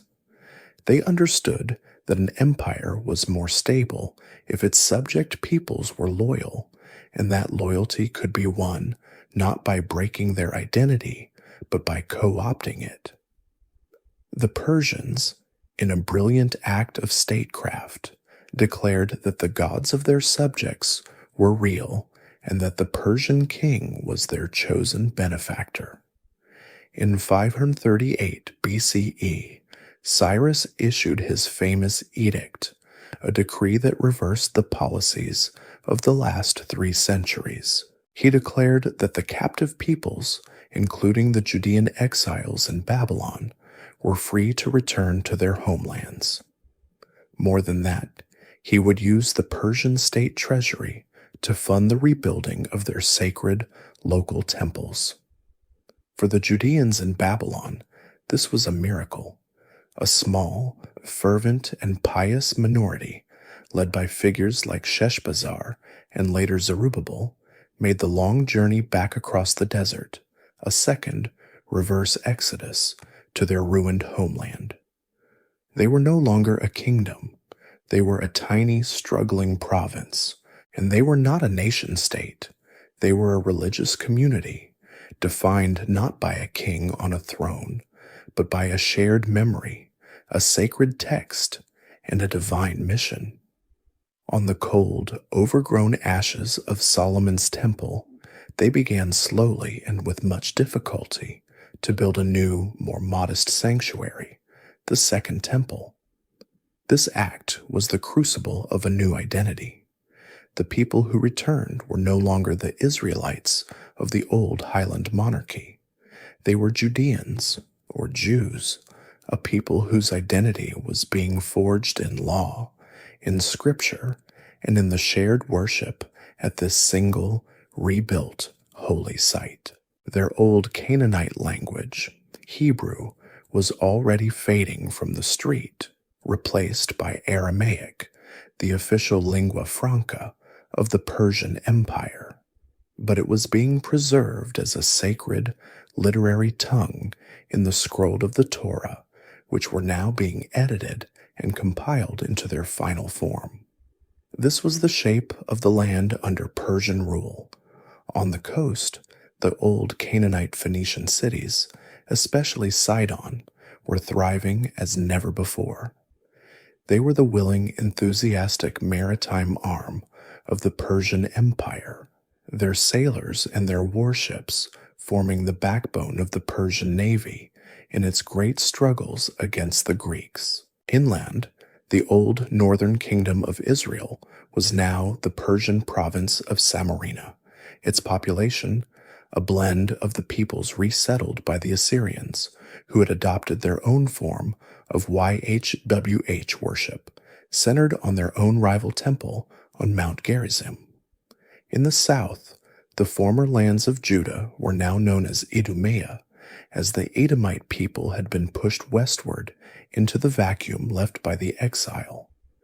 This was the world for 2 peaceful, stable centuries, a land of Persian governors, Aramaic scribes, and local temple communities. But the great wheel was turning once more. Far to the west, a new, brilliant, and violent storm was gathering in the small Greek kingdom of Macedon. In 334 BCE, a young visionary king named Alexander, who had been tutored by Aristotle and who saw himself as a new Achilles, crossed into Asia with a small, disciplined army, his stated goal to avenge the old Persian invasions of Greece. What he unleashed was a whirlwind that toppled the world. He shattered the Persian armies at the Battle of Issus and then marched south down the familiar coastal highway into the land that was once Canaan. Most of the cities, including the Persian Phoenician port of Sidon, saw the writing on the wall and surrendered to this new prodigy. But one city, the greatest and proudest of them all, the ancient island fortress of Tyre, the last defiant bastion of the old Canaanite world, refused. Its king was loyal to the Persians, and its massive sea-girt walls had never been breached. Tyre trusted in its island, believing itself invulnerable. Alexander, faced with this ultimate challenge, responded with an act of such audacious, obsessive, and brutal genius that it is echoed through military history.